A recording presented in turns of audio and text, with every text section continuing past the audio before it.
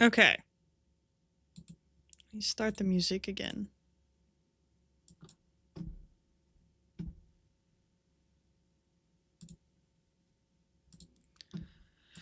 Oh, of course my camera's doing the thing. Pray for Freya's return. I'm here. You got me. Yeah, I don't know why my computer does that sometimes. It just freaks out and then it won't stop freaking out. But I'm alive.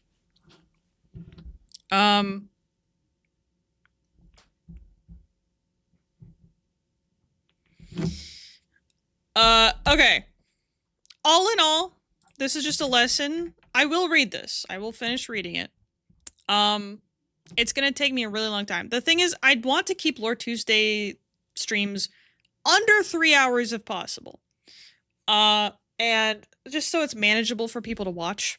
Because I don't expect people to take 3 hours out of their day or more to, watch all this, unless it's like a special occasion. But here it was the people who wrote this, Mika and the Peacekeepers and whoever, did not check the word count. And then the people reading it didn't notice, hey, this is 14 pages. Maybe we should be like, is this above the word count? Before approving it. But I will read it. I always read everything, even if it's over time.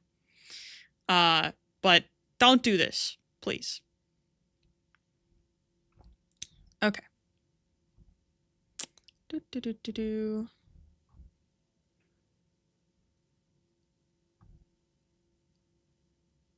Okay.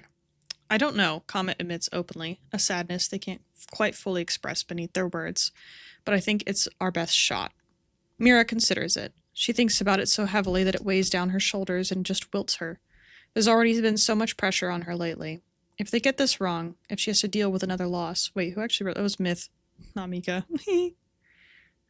For some reason, the stream for me is Freya frozen, trying not to laugh at the 5,800 word count. Refresh your page. Refresh.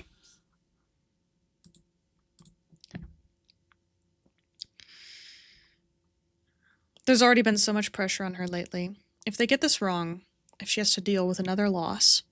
I think, she starts, I think Cam needs to know about this. He needs to look at everything first. We need to decide on it together. A desperate last bargain, a fractured mask sense of sanity, a hope that she can just buy herself some time to feel as sure as they do.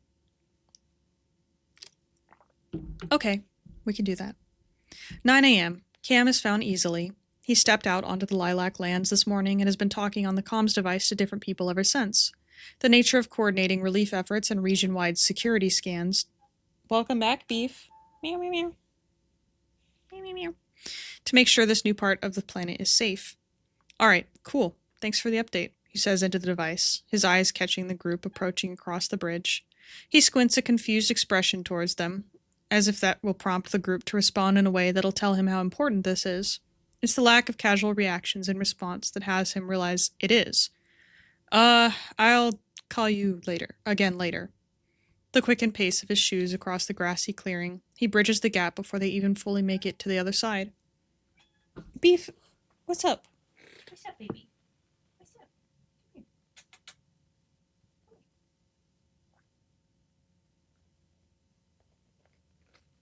Come here. Come here. If you want to be so needy, how about you sit? How about you sit? You have something to say? You have something to say? You want to keep reading for me? Oh. Controversial.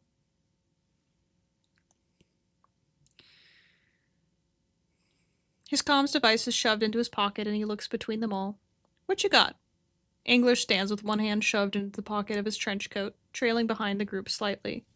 He looks at the others and then at Cam, but doesn't find an answer to his unspoken question there, so he opts to voice it out loud.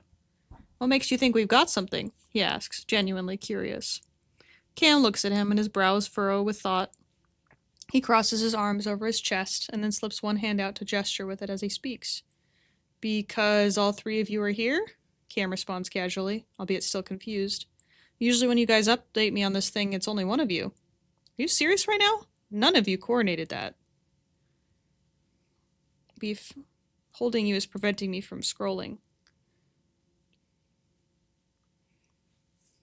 Oh, baby. Here. Let go of me, please. Let go. Okay.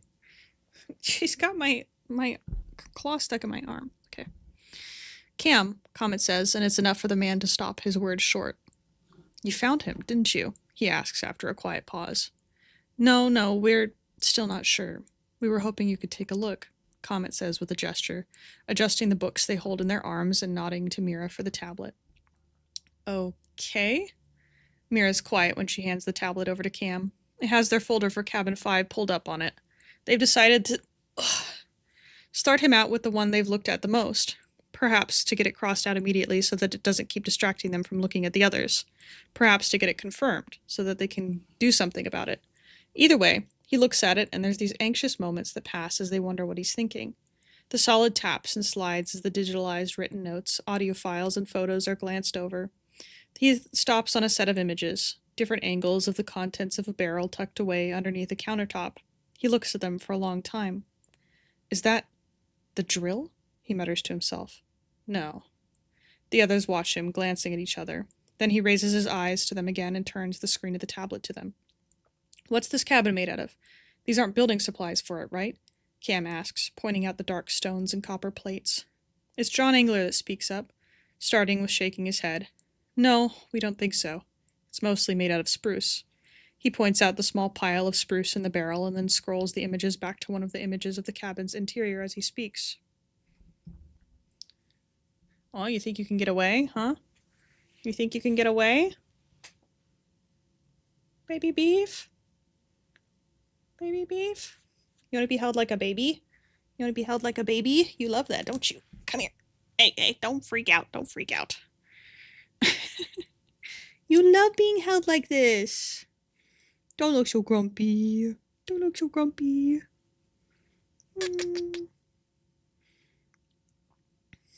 It's okay. She's pushing on me.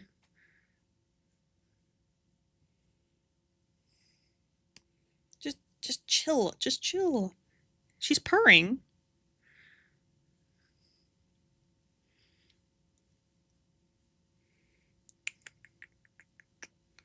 Baby beef.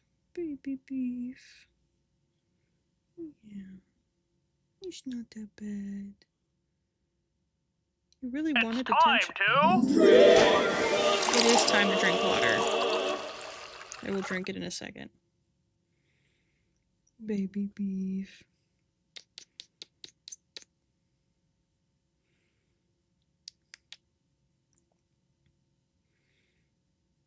Sorry, I'm getting a little distracted.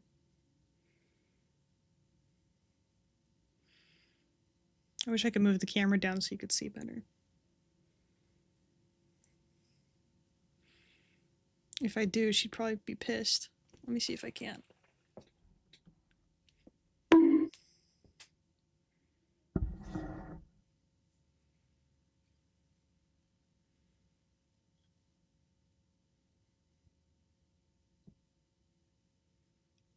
This is my child.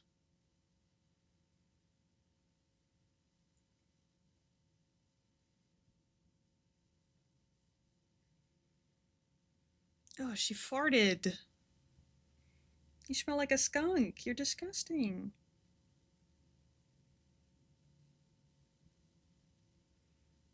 It's her defense mechanism. Woo! Yeah, baby! That's what I've been waiting for. That's what it's all about. Woo!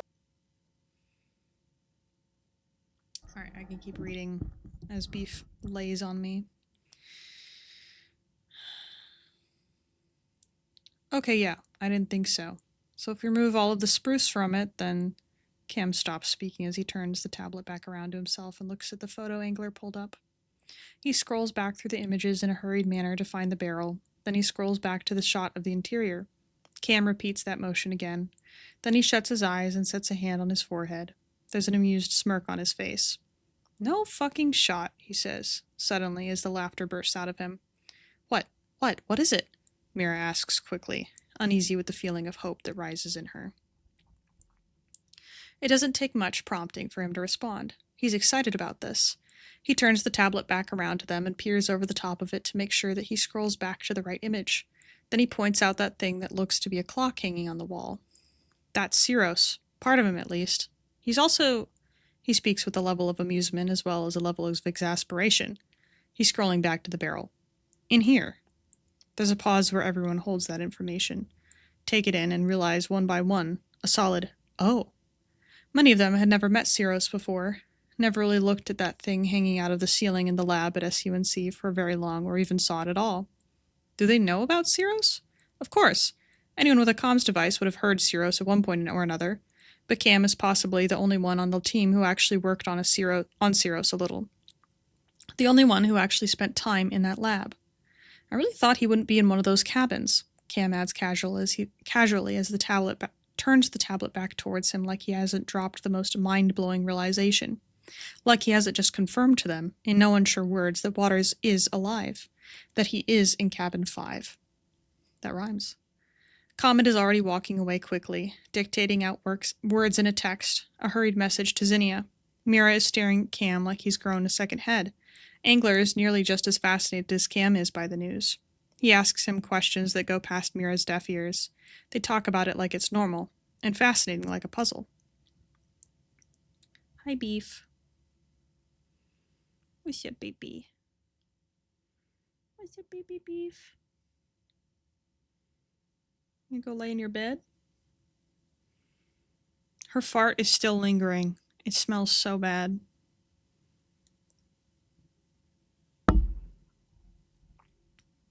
Hang on, Mira starts trying to say, would anyone else?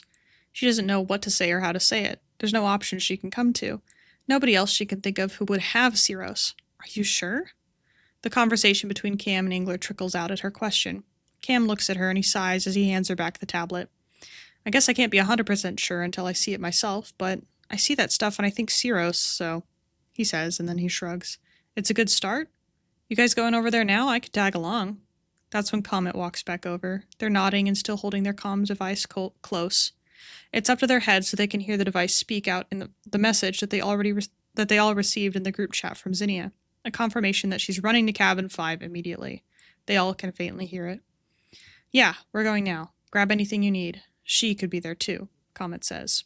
They don't need to be specific about who she is. The peacekeepers know already. Beef is straight up falling asleep. She's snoring. Girl. Is it that cozy?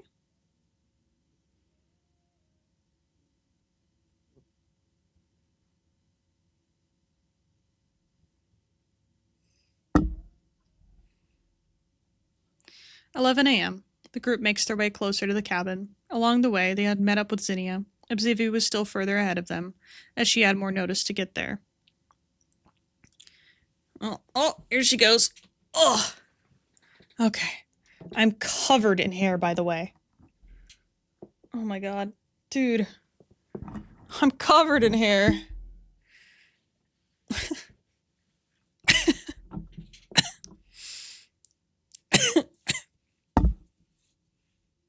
Okay.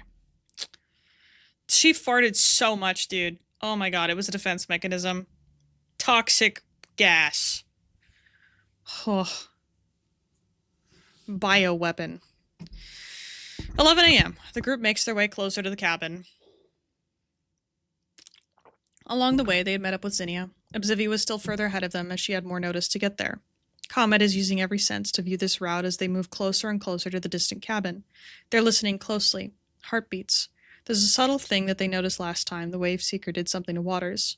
His heart rate slows, nearly stops. If they can detect that, then they can do something about it. If they hear a strong heartbeat, he's okay. He's himself. Obsivi is close. They meet up again. She kept her distance from her cabin until they could arrive. She reports that someone's inside. The movement was heard when she made her close enough to, which she backed up from until the others could arrive. Right, I forgot it was Light and Zinnia and the rest didn't find Waters. It's Trigal that found Waters. and then the Peacekeepers find Waters. This is something that they need to do together. Due to that news, Comet approaches the cabin expecting the heartbeat they hear inside. Then the door opens before they can get to it. They stand a ways back from it. Not close enough to do anything, but close enough to be seen. The group holds their breath. But it's Trigal walking out through the door. She's typing on her own comms device. A string of messages ping through on Mira's comm device. The sound catches her attention, her confusion. Trigal stops still and stares at them past the mark on her face. She's nervous now, visibly so. She pulls the door closer to herself so she can ease her way out, while blocking any view of the interior. Trigal? Mira starts quietly. Is someone in there? She asks. Comet senses track the quiet pace of Trigal's beating heart. They look and sense around for any other heartbeat beyond Trigal's and the group's. They're half paying attention to the conversation. No. It's... Trigal speaks, but doesn't really say much of anything. She doesn't know what to say. She doesn't want to lie, but he trusted her. Trigal. Mira takes a step forward. There's a silent plea in the way she asks. She's so desperate to know the answer. Maybe she will tell them, and they can turn before they look inside the cabin to get their hopes crushed. She already started to envision opening that door and seeing Waters standing inside. Will that image be destroyed? Trigal's shoulders tense, and she looks at all of them. There's many of them where she is few. She looks behind her to the cabin. There's sounds of movement still inside. The lightest detection of a heartbeat finally makes it to Comet's senses. Comet takes a step forward without thinking.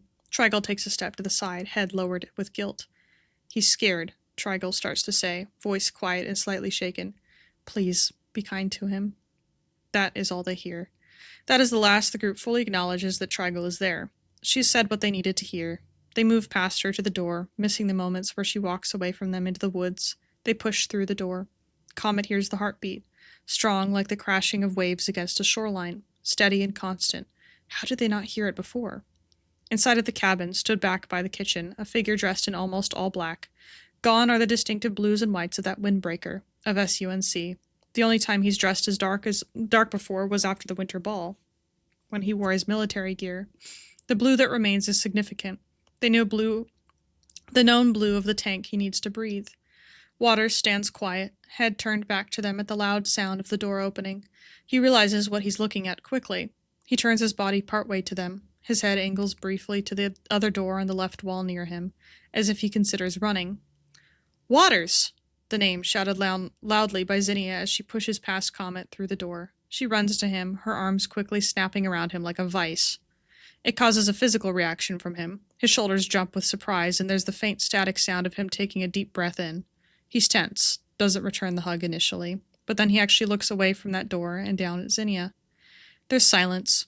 He sets a hand on her shoulder and lightly moves her. He turns her so she's not hugging his side, then he drops his head and slowly pulls his arms up around her. He releases a shaken exhale, and then his arms wrap around her tighter. I'm sorry, he says. It's his voice, the same crackling noise as ever, but it's him. He sounds so sad. I'm sorry, he repeats himself again and again. Mira watches them, stepping into the cabin quietly. She waits, lets the relief wash over her.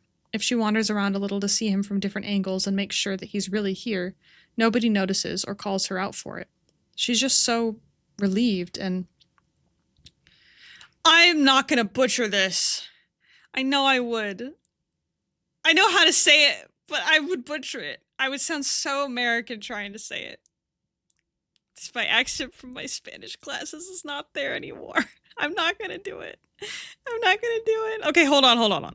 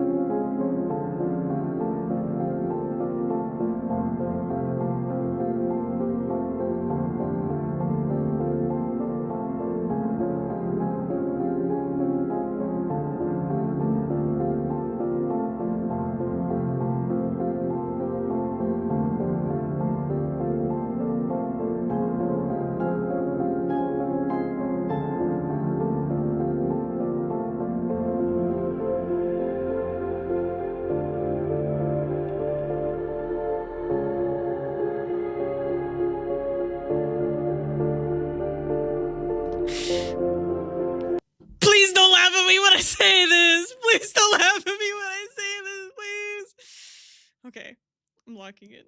Please don't let I can't. Mika's gonna laugh at me. Wrong button. Wrong button. Aquí nos tienes como mensos buscándote. Y tú estás aquí, pinche pescado baboso. The words slipped past Mira's lips, the relief still heavy in them, but also some frustration that she can't help. Freya, give us a tomato! Don't throw tomatoes at me! That's so mean! My smile dropped to the stream ending screen. It's basically like, here we are, like, looking around for you like idiots, and, like, you're right here, you slimy fish. You want me to say it, like, way worse? Aquí nos tienes como mensos buscándote, y tú estás aquí, pinche pescado baboso.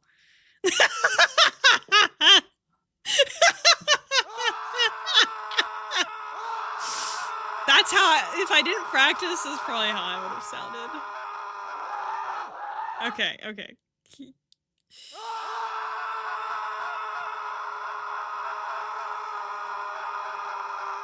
Beef's hair is getting everywhere. Okay, continuing. Waters squeezes Zinnia tightly for one more comforting second and then releases some of that tightness. He keeps his arms around as long as she does, which she is not letting go, so that will be a while. He lifts his head to look towards Mira, then to Comet, then to Cam. His vision holds at Obsivi and John Engler, people he's never met before, but his eyes track back to Mira. There's confusion that he feels. The words are lost to him, but he could feel the underlayer of anger.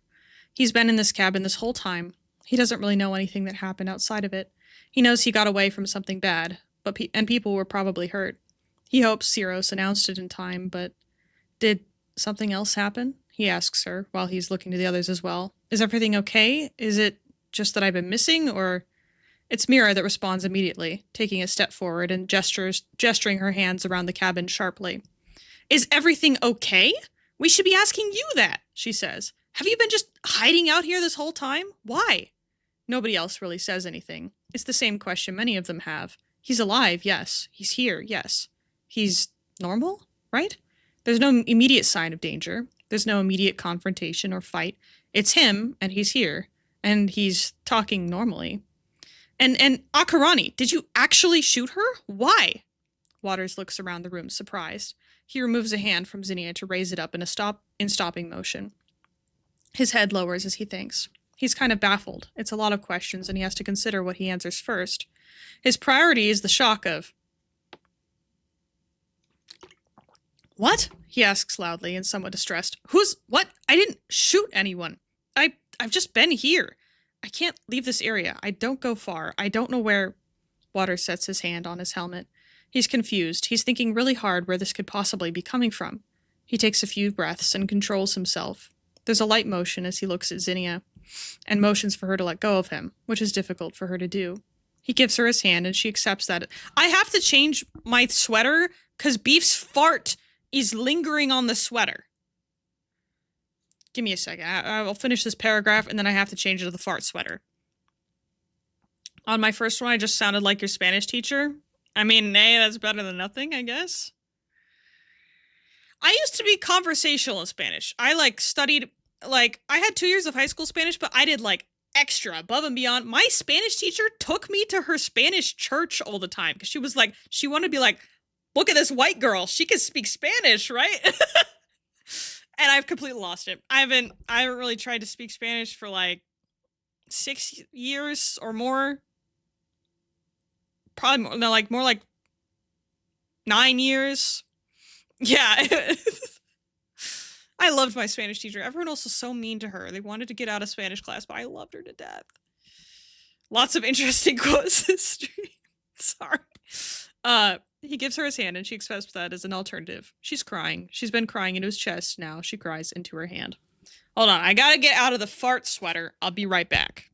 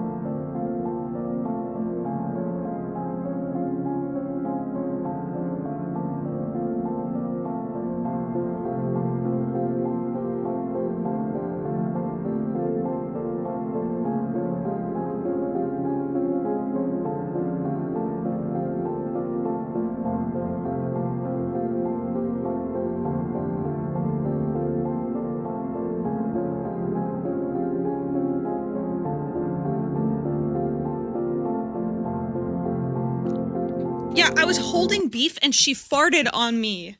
And it like soaked into the sweater. It was like a biohazard. Rico, no, open the door, Rico!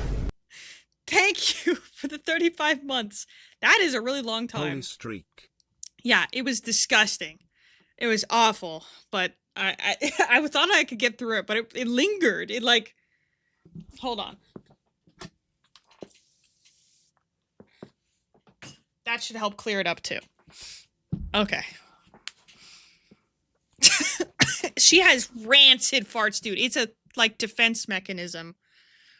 Oh my god.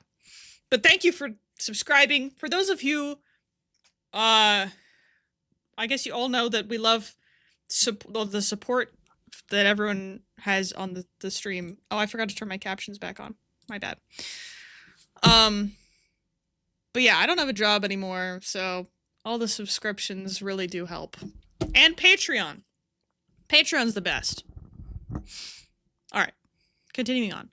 What happened exactly? Can you explain it to me? He asks, steadying his shoulders and looking up at the group. Please? At that, Comet steps forward. They set a hand on Mira's shoulder to calm her down. I'll explain what we know, they say with a nod that silences everyone else in the room, and they listen to the story that started this all.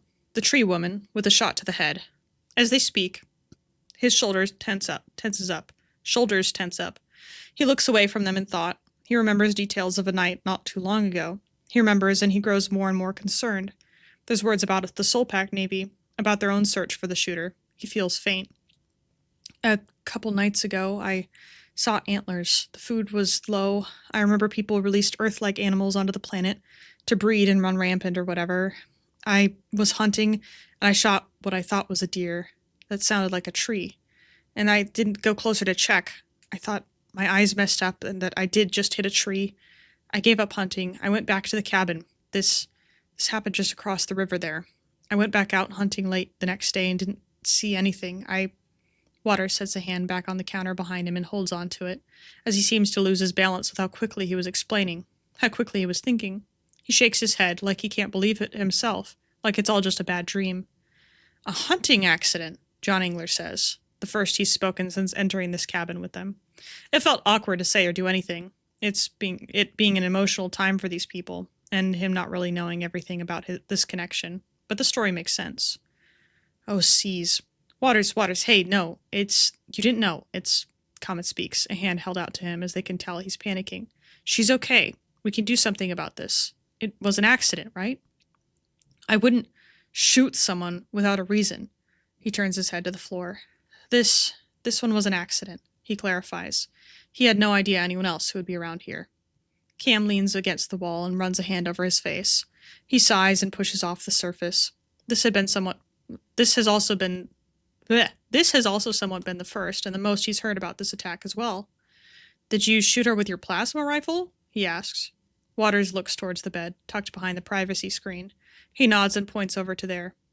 It's under the bed. I just put it back. Cam nods back and moves over towards the bed to look for it. There's silence in the space beyond the movement of blankets and creaking of floorboards as Cam looks for the partially disassembled rifle. Waters always methodically takes it apart after using it, assembling it only when he needs it. Cam reemerges, carrying the parts. I'm going to hold on to this, if that's all right, just to see if there's any way that we could identify it from the damage. There's a feeling of hesitation in Waters, a tense second where he holds his fist tightly and then releases it. It's been a while since he's been without a weapon at his side. Something tells him he should keep it, but he trusts his friends, so he nods, looking away from it. It still makes him anxious, enough that he lightly lets go of Zinnia's hand, starts to pace towards the door along the left wall. He stops himself in the corner of the kitchen island, next to the decorative pot that's been sitting there since he moved into the place. You still haven't answered me, Mira speaks up again, moving to Zinnia and taking her hand. Waters feels like pacing again. He sets his hand down on the stone surface of the island and leans into them heavily. His head is lowered and he's doing everything he can to keep himself still. He knows the question. He didn't forget it. It's just a lot more complicated now. It's dangerous, the Wave Seeker and everything. I've seen enough people get hurt because of me. He stops and takes a breath. I thought there would be a way for me to protect all of you by doing this. Mira sucks in a breath like a cold laugh. I almost sucked in water. into my lungs. She pulls Zinnia closer, almost pulling her into a position behind her, protecting her. The anger builds, and she looks at him like she can't just believe. Bleh. Like she can't believe him. She looks at him differently than she did when she realized he shot Akarani by accident. This abandoning his family is something he did on purpose. More Spanish. Eres un cobarde. I don't know what that means. You are a something. I actually don't know what that word means. You prefer to hide and let your kids be hurt instead of stepping up like a father. You need to come back. Fucking apologize to Light and Zinnia. No te estoy surgiendo. Te estoy diciendo. I don't know what those words mean either. You're not a surgeon. I am a surgeon. Coward? Why am I a coward? Wait, hold on. What does this mean? Oh, you're a coward? Oh, it means coward. I thought you were calling me a coward. Oh, I'm not suggesting. I'm telling you. Oh, dice, como se dice? Okay. She slaps her on the She slaps her on the island. She slaps her hand on the island across from him to punctuate her point, to strictly tell him or show him how important this is. Waters holds it onto the stone counter like it's a lifeline. It feels to him like the world is fading away, like this isn't real. He grips it hard enough to nearly crack the stone. Bro! I'm terrified of Waters. And he stares vacantly down at the surface, then he falls completely still. As the seconds pass, it grows more and more concerning. Comet's just about to step in. Then Waters jolts suddenly and takes a strong breath in like he's forgotten to breathe for a minute. He lifts a gloved hand quickly from the counter to rest underneath his neck like he's struggling to breathe, soothing the path of his throat to let more oxygen through. Waters drops his hand down onto the counter in a loud bang. He moves around the island and takes a step forward. Damn it. I know that. I know that I'm failing here. I don't know what else to fucking do, and it's not like anything we did before did anything to change that. He takes a breath. He's gesturing his hand wildly with the strength of his emotions. Everything, every suggestion, seize. Letting you all talk to that monster only made everything fucking worse. I'm not doing that again. Do you have... Sorry, people keep walking. I think it's Virgil walking down the stairs, but it's not. I'm not doing that again. Do you have any idea what I've been dealing with out here? The inability to control my own body, to watch her just pilot me like I'm some doll in the hand of a child. He sets his hand on his head and rotates back towards the door to pace. He's starting to sound deranged. And she's learning, I could tell. Did you know that she could just decide that it's raining? I certainly didn't. I don't want you to see that. I don't want my daughters to see that. I don't want to... A breath in. He stops still, dropping his fist in his head. He's facing that exit door again, but he's not going through it. Then he moves to pull his hands up to the back of his neck like he's restraining himself from screaming out, and he just goes quiet. The tension slowly seeping out of his body until he's just left feeling empty. I'm sorry, he says quietly. Then he says nothing at all. This is the most anyone has ever seen Waters express emotion. Nobody knows how to handle it. As quickly as he expressed it, as quickly as he was able to suppress it. Oh, as quickly as he expressed it is as quickly as he was able to suppress it. In some ways, it's terrifying that he hides that much just beneath the surface, that he didn't feel like he could tell them until it just exploded out of him. Then the thought that he might act like it never happened at all. That's just the kind of man he is. I'm just happy you're alive, the quiet words that break the silence. Zinnia, standing strong in the face of that outburst, undaunted but sniffling still from relieved tears. She holds Mira's hand for another moment, then lets go to move back over to Waters. The tears nearly start up again before she even reaches him. She reaches a hand out, thinks better of it, and holds her arms out instead. I'm just happy you're alive, she repeats louder, more confidently, with the best serious expression she could make on her face, even with tears-streaken eyes. Waters looks at her. He looks and he stares. Then his eyes pass to the others, and soon enough the sentiment is practically reflected in the way everyone feels. He looks back at Zinnia, her outstretched arm and patient stance as tears fall freely from her face. Then he takes that last step forward so he can fall to her arms and hold her, his gloved hand finding the back of her head. He's shaking. He's terrified, but he's still here. Soon the others trickle over to him. They find a way to express that they care too, whether it be getting in on that hug or just setting a hand. Sorry, Beef is meowing again. Or a pat on his shoulder. Hi, Beef.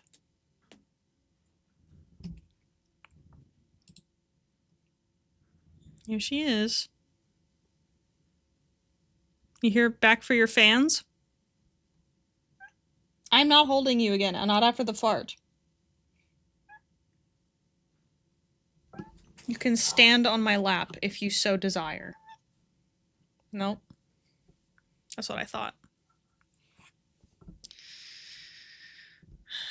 Soon the others trickle over to him. They find a way to express that they care too, whether it be getting in on that hug or just setting a hand or a pat on his shoulder. Waters is back. They'll stay with him no matter what. Until the next time he disappears ominously. The day drifts on with them essentially updating him on everything that's been happening since he's been away. The good, the bad, and the just simply weird. They alternate who hovers near him the most basically every hour. Someone always keeps close. The day just keeps going on, and they keep finding new things to talk about, just so they can stay with him longer. At one point, Zinnia is texting Light, letting her know where they are, and that Waters is here. Within hours of that, Light is also bursting through the cabin doors. They cry, they hug, they go through the motions of explaining again, but then it doesn't matter. Light is relieved. Questions, angers, concern can happen later. She's just needed her dad for so long that she doesn't want to say anything. She just wants to cling to him. In no time, the sun is setting. They never really talked about staying the night, but it feels wrong to just leave. They didn't bring anything to make the cabin a comfortable place for 7 people to sleep in. I'll go grab some things, Abzivi says when they all come to realize there's no spare blankets here. Are you sure? Comet asks, knowing they're quite a ways out from most places. Yeah, I'll probably be fastest about it. Plus, I just feel like taking a walk, she adds, with a shrug of her shoulders. Comet nods in understanding. Then they write up a list of things to look for, places they might be. See, you could have called the Navy and they would have brought you all the stuff that you need. They could have built a house for you in 24 hours. I'm kidding. I mean, not kidding, but maybe not the best. Places they might be. It's not often that someone carries enough sleeping bags or blankets for as many people. Some in the group offer that Abzivi could just break into their place and grab their blankets from off their beds. They can build you literally anything. Dude, the whole Navy, the Navy has, like, a catalog of things that you can order from them. They will come, you say, hey, I need this, they will come, yeah, they'll DoorDash literally anything. You need food, you need shelter, you need help building something, you need resources. They're here to help. Literally in canon and also in game. If you want something, like, we're there. You know? Yeah. Yeah. That's right, Beef. Yeah. It's uncertain whether or not Abzivi actually does that. All that matters is she does come back with enough materials for people to sleep in the small cabin. Then they all settle in. Light and... Beef, why are you looking at me like that? Why are you looking at me? Zinnia and Light pull themselves in their blankets right over to Waters, resting against either side of him. They're not letting him go anytime soon, even if half of them have insomnia problems. Mira and John Engler find a spot to set up their blankets. They got wrapped up in a conversation about magic, and they seem intent on keeping it going into the night. If Waters had listened closer to it, he would have heard some plans for what they could do magically against the Wave Seeker. Engler intends to stay awake and keep watch for others coming in, so he has them in a place that gives him a view of both the doors. Comet and Abzivi also find a spot to camp out at. Neither sleep very normally, so for right now, they're just talking. There's still concern about the Navy. There's still plans to keep them from finding out about this. See, like, I don't get why the Navy's not gonna hurt anyone. They're just here to help. I don't know why people are so, like, I know Comet, the character, you know, doesn't like the military or whatever, and probably Abzivi too, but, like, why hide it from the Navy? Cam has taken one of the booth seats and he's eating a late snack. Most of the food, because that's the problem is, you have Waters in his natural state here, right? Talk to the Navy. They'll be like, okay. So misunderstanding, whatever, like the water's normal. And then, but then if their first introduction to waters is the wave seeker, that's going to be a much bigger problem and harder to explain. Also, all the peacekeepers are going to be like accomplices to the wave seeker in their eyes, probably. Like, why did you, like, y'all are so critical of Freya, you know? Y'all are so critical of Freya not being good and like not doing things, but you guys are hiding probably the second greatest threat on Solace. I mean this half joking, by the way. I think there's lingering bitterness that one of the ships had crashed and destroyed everyone's homes. Yeah, I understand that, but it's not really their fault. That was fully Echo's fault. Kind of sucks. It's like if someone comes in and like punches someone so hard that like it's like if someone you're sitting in a parking lot, someone runs into another car or like runs into a light pole and the pole hits your car and you're like, that pole sucks, man. Why did that pole fall on my car? When it was the car that ran into the pole that it landed on your car.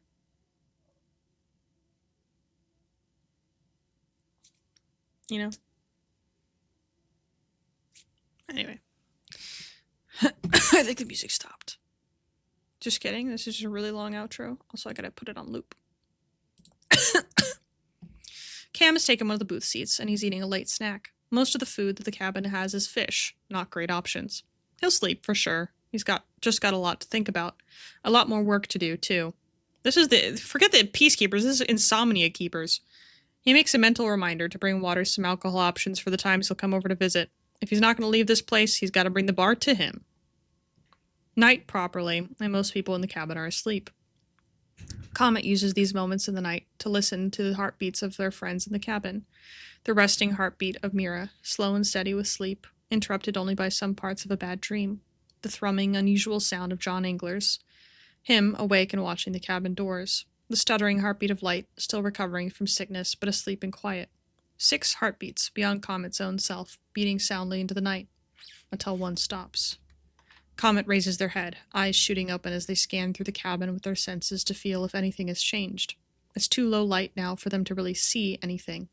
Nothing feels any different. Nobody has moved. So they start counting the heartbeat in pattern and location, tracking from one person to the next. Which one stopped? They get to Light. They get to Zinnia. Where's Waters? Waters is laying awake. He's running his finger through Zinnia's hair and staring up at the ceiling. She's tucked under his arm, fast asleep. He's quiet and he blinks, tracks his eyes over to where Comet is, like he's noticed he's being watched. He looks at them. He seems to be thinking about something. Then it hits him. Oh, he says. The waves crash back into the shoreline, the beating sudden to start back up again. She's asleep. I don't want to disturb her, but we should probably talk, he adds. But it's absent words to the growing concern that builds in Comet. They stare towards him, but they feel that something is wrong, that this isn't right, that it's not possible. You heard that, he speaks, and he sounds like he's miles away from them. Didn't you? Bum bum bum! Scary. Alright, what a long document.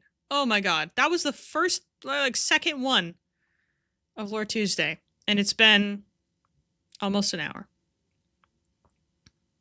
Actually, it's been past an hour, because how long was the first part of the stream?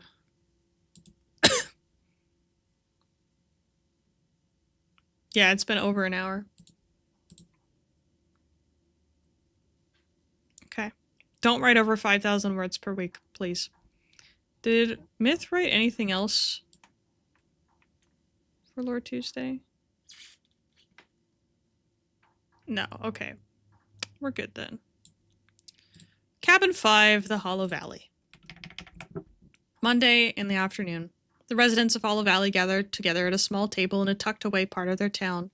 They speak in quick, hushed tones. About 3 or 4 days earlier before this, they had learned about a puzzle through word around town. They did not know the details of what happened. They knew very little about the shot that was fired or the woman it hit. They knew about cabins, cabins with coded messages and a mystery. If there's one thing Ministrock and Nephilidae will do, it's solve a mystery. The first night they began their investigation into these cabins, they solved it by the next morning. Puzzles, codes, books, and answers. They got those. Then there were the audio recordings, which complicated things. It became an extended effort among the rest of the town. Mirren, in particular, gets the most involved on the audio end. They listened to them all, recorded notes, and some members even went back to Akarani, questioned her about her experience, her path of travel, anything they could think of. They believed they had the answer. They believed that whoever fired that shot on the tree woman definitely was hiding out in Cabin 5. The shot was fired at night, according to Akarani. It sounded like someone moved into Cabin 5 that night. Then there was a sound like a body falling, which would just make sense with someone being shot. It was just a feeling they couldn't shake that this cabin just was the one. What to do about it, though, that was the difficult part. It was something they all had to think about. They had no reason to turn the guy in. It would not benefit them, and would just feel nosy or weird. The fun of it all was solving it. They wanted to know who it all led to, of course, but going out there to face a wannabe murderer? Not something easy to motivate yourself about. Eventually, with enough talking and enough planning, they had decided. They'd go out there, make a camp, and just see what happens. Hells, maybe they could talk this guy into working with them in the future. You did miss the peepers. It was a long document. It was over the 5,000 word limit, which I'm not particularly happy about, but we've already gone over that. Also, I'm wondering, so I know that this was also written by Myth, but it was for like an event thing. I might talk to the staff, and I want to know all of your thoughts too, about like having your Lore Tuesday post be entirely written by someone else, because I see it a lot. I just want to know like what you guys think about that. Should all Lore Tuesday posts be written by like, you know, either by the group or by the individual who it's about? Or like how do we feel about that? My stupid curly bangs are getting in the way here. I'll keep reading while you deliberate. They had no reason to turn the guy in. It would not benefit them, and would just feel nosy or weird. The fun of it all was solving it. Wow, okay. They wanted to know who it all led to, of course, but going out there to face a wannabe murderer? Not something easy to motivate yourself about. I already read all that, sorry. Eventually, with enough talking and enough planning, they decided. They would go out there. Oh, I already read that too. Oh my god. With that in mind, Ministrock, Nephilidae, and Mirren made their way out to the cabin, made their way into those tropical woods. I feel like we also have to discuss collaborative posts. Collaborative posts, like, as long as everyone is tagged that was involved and all of that, that's fine. If people, like, are all working together. Whatever is posted still needs to be within, like, I don't want people to try to get, like, make a, 15,000 page, like, not page, word document because, oh, well, 3 people worked on it. It should be cut down if that's the case. I think it's okay if the lore needs to be written in a specific way or if it includes other people but requires the person whose lore is mainly about from. Yeah, no, I totally understand that. But, like, for example, this is about Minnie and whoever Nephilidae and Mirren are, I forget. But it's about those 3. But Myth wrote it. Myth is technically, I guess, involved if Waters is in this, so kind of relates to the rule about characters being owned by active members. Yeah, I mean, but all of these people are active members. They just don't do lore that much, which is fine. I don't know. I just don't... What I really don't want, the worst case scenario here, is someone is like, hey, I want you to write all my lore for me. I don't want to be involved in that, but I want you, like... Can we do a lore interaction, a character interaction, but you just write all of it? And I don't want to be involved. It's like doing a group project, but you're the only person who's, like, actually doing any of it. That's what I don't want. Not that this is, what's happening here, but that's what I worry about. But I know a lot of people also, it complicates things because some people have a friend group where, like, a lot of them do lore together, but one person actually writes everything. So, I don't know. 2 p.m., the first hour of them arriving at the cabin. They notice that the area looks different to the last time they were here. More plants trampled underfoot, boot prints in the mud. People have been here, many of them, and recently. Mini-Strock gestures for the group to stop as he looks at the cabin door. Maybe they don't have to camp out at all. He moves to the door on his own, Nifilidae following closely behind him. He taps the back of his knuckle against the door, knocking out a pattern. Then he waits. For a moment there is silence. Then there's the quiet creak of a chair, the muffled sound of heavy boots on hardwood floors. Mirren recognizes the footsteps from that second audio taken in his cabin. This cabin. He stands up straight and moves a step closer to the others, to warn them, to let them know. Then the door opens. It's a man, wearing a water jug on his head. It's that guy from the missing person's flyer. Waters, or something. Is this really the shooter? How is it comfortable for him to wear that thing? Mini-Strock smiles in a friendly manner, bowing his head slightly in greeting. Hello, I am here on behalf of the Hollow Valley. We would like to extend an invitation to you. Are you aware that we possess a great number of resources? We would like to offer you the opportunity to access these things as well. How does that sound to you? Huh? Are you door-to-door salesman? Is that... You hear that someone is missing. Yeah, it's a sales pitch. You hear this person has been missing. I don't give a fuck about someone was shot. I don't give a fuck about someone's missing. This is a sales opportunity. What? The man, Waters, possibly stares at them. Probably stares at them? He doesn't have any visible eyes. Mini-Strock is not really sure where to look, but he holds a smile on his face nonetheless. What? Waters asks. He seems confused. Perhaps some explanation is required. Well, you see, our community is one that encourages a system of sharing. We give you something you want, and you give us something we want. Doesn't that sound like it could benefit it both? Ugh. Doesn't that sound like it could benefit us both? Now, maybe too early for you, but in the future? Mini-Strock continues. Waters leans against the door frame and crosses his arms over his chest. He's silent for a second. He does not confirm or deny the question. He tilts his head to the side and seems to actually think about it. And are you new? The man asks. I've never heard of this Hollow Valley before. One could argue that we've been here all along. It's Nifilidae that speaks this time. An inside joke. The man wearing a tank clearly does not get it. He stares at them some more. Mirren doesn't like it, doesn't feel good about it. Something is strange about this guy. He can't quite put a word to it. He wants to know more, so he starts weaving a spell behind his back.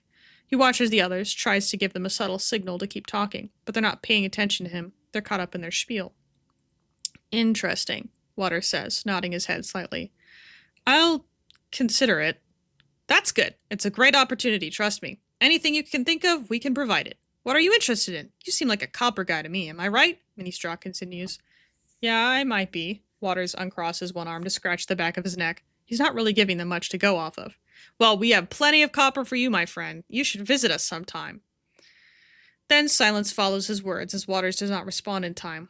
He's just silent and staring. Maybe he is the shooter. I mean, he's doing nothing to even act receptive. Mini-Strock stops and thinks about what to... Like, I'm so... This is not communism. I mean... I don't know. What is this? Why are you like, let's go find a murderer so we can make a sales pitch? Promote our... Why are you going to find a murderer, or like an attempted murderer, supposedly, allegedly, to invite them to work with you? Why is that the type of person you want to work with? Yeah, I feel like this is capitalism, not communism. Why are you trying to sell things to people?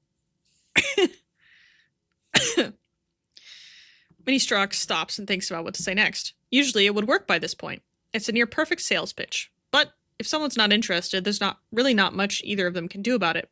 He shrugs his shoulders slightly and nods to Nifilidae to close it out. Nifilidae takes a notebook out of his pocket and writes down the coordinates of Hollow Valley along with their names. Well, if you ever decide you'd like to browse our resources, head out to these coordinates and ask for one of us. We'll be happy to give you the tour, he says, tearing the information out of his book to hand it towards the man. A gloved hand reaches out and takes the ripped piece of paper. He looks down at it for a second, then back up at them. Then he folds it lightly and stuffs it into a pocket on his leather jacket. Thanks, I'll keep that in mind, he says, pushing off the door frame. Have a safe trip back. There's motions as he moves to shut the door. It's that same moment that Mirren is able to complete their spell, the intricate weavings of a tracking spell centered on that water-headed man. It sends, and the door pauses in its pushing moment. The man stills, and for a second, Mirren believes he cast it wrong, that he sent a different spell or mistook one thread for another.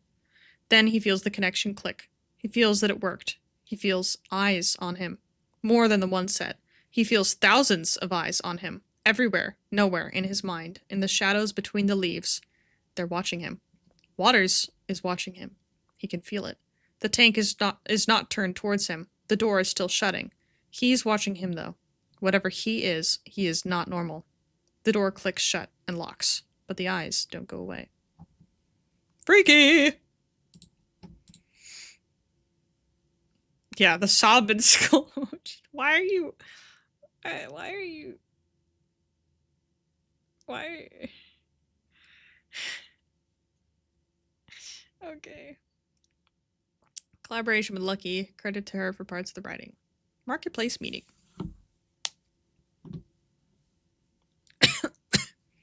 It was a cloudy day, fairly cool for it being summer. Truffle had ran up jam 2 days ago, but was procrastinating on getting more. The obvious place to go was the marketplace. They were just browsing what kind to pick out. Grape was most definitely an old classic, but got boring after a while. The orange jam was sometimes a bit off, and it was all handmade, which means that some of the bitter seeds occasionally got into the jars. Strawberry was nice, but sometimes a bit too sweet. And in the end, Truffle had decided on getting not a jar of jam, but some pumpkin butter. With a long list in her hand, Lucky wandered into the market, hoping to find plants. Virgil's home!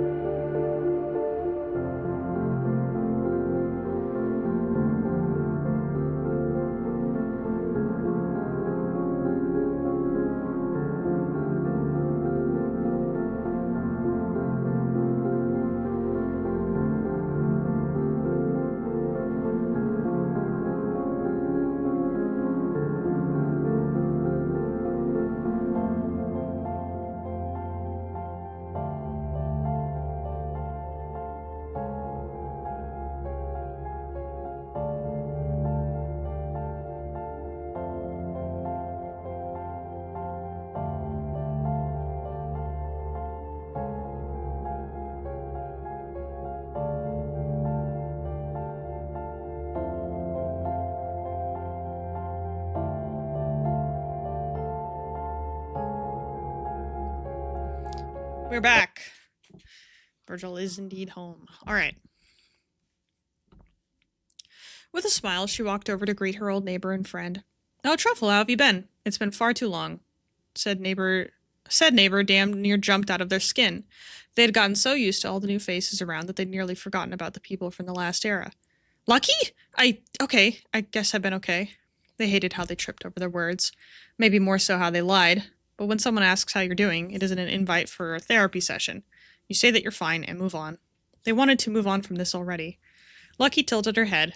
It had been a while, and she didn't think Truffle usually tripped over their words so much. That's, good. What you been up to lately? I would love to catch up sometime. Truffle was visibly tense. They think they'd seen Lucky and Light together a few times. Oh gods, she probably told her. She probably knows what awful things they said already.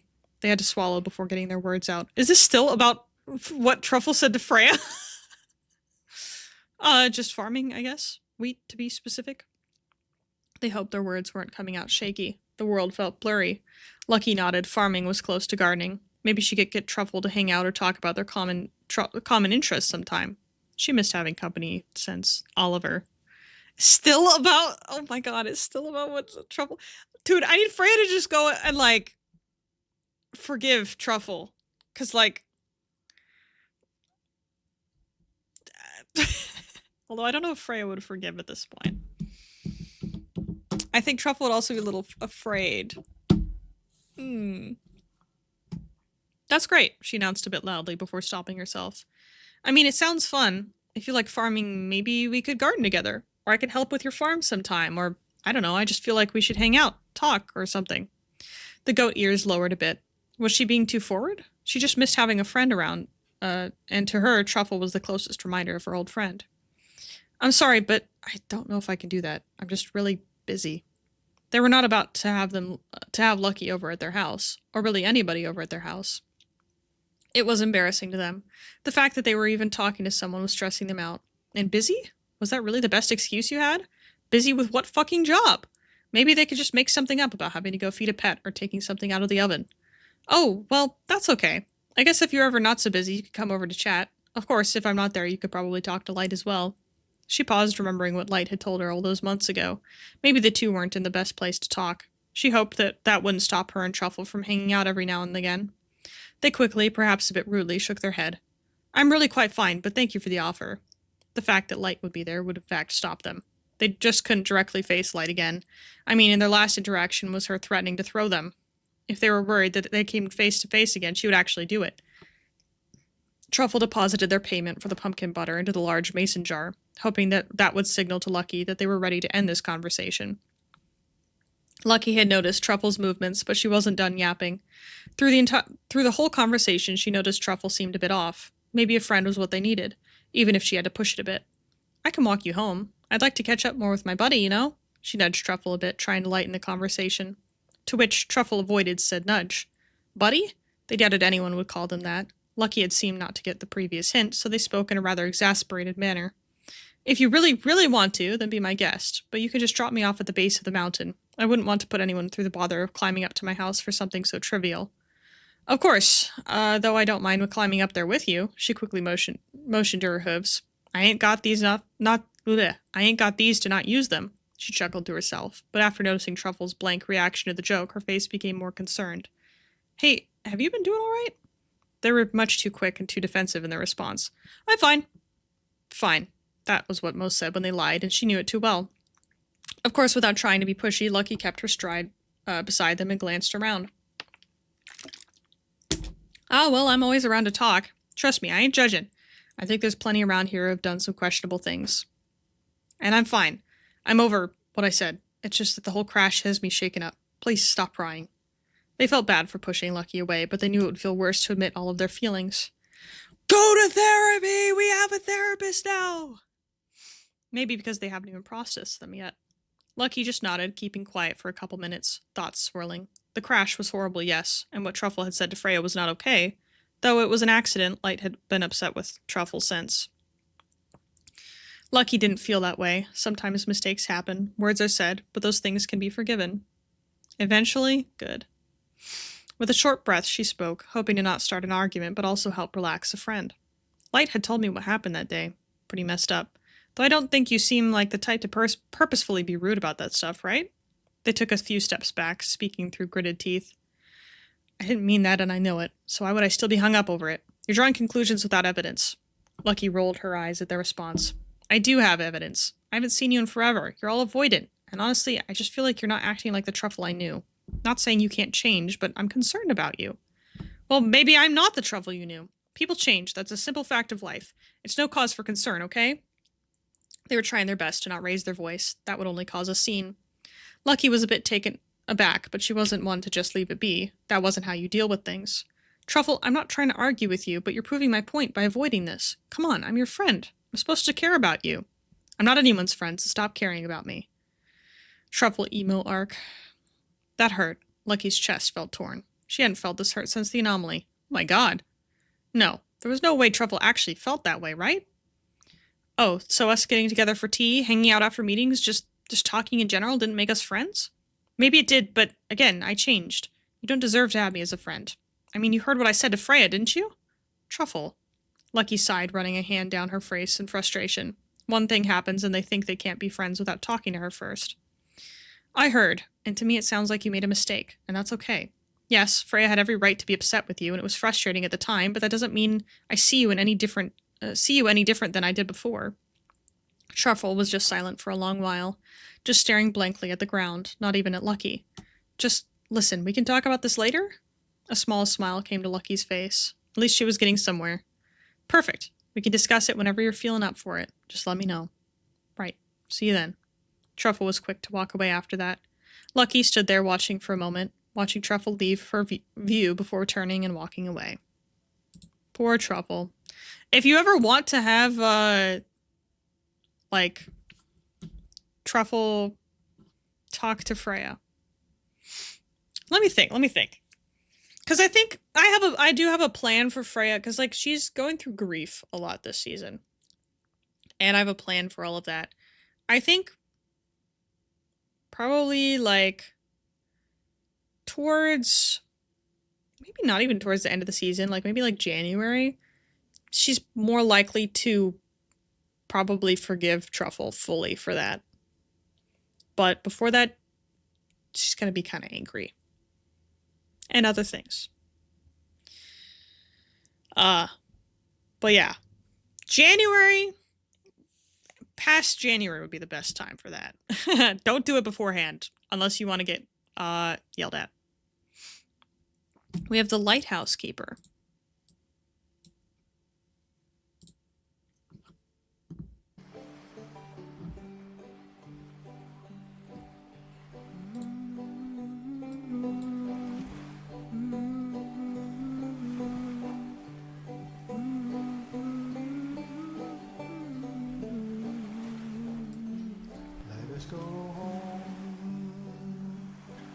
Go home. I feel so break up. Let us go home.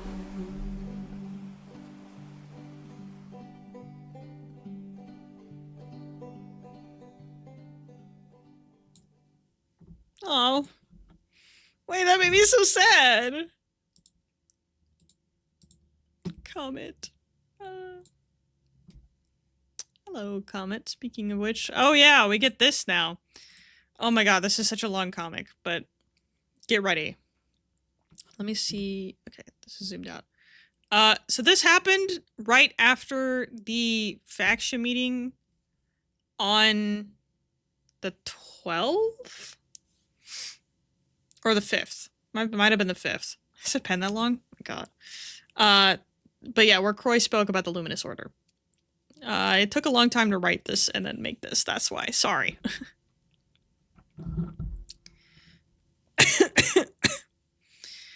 If you need help making it, let me know. I have a banjo. I got you. Hey, Mira. I think what you said was very true, and I want to do everything I can about this whole cult deal. I want to solve this. Well, oh wait, Mika, do you want to come in here and read Mira's lines?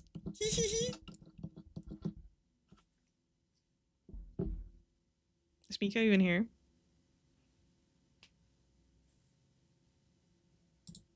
You missed the first part?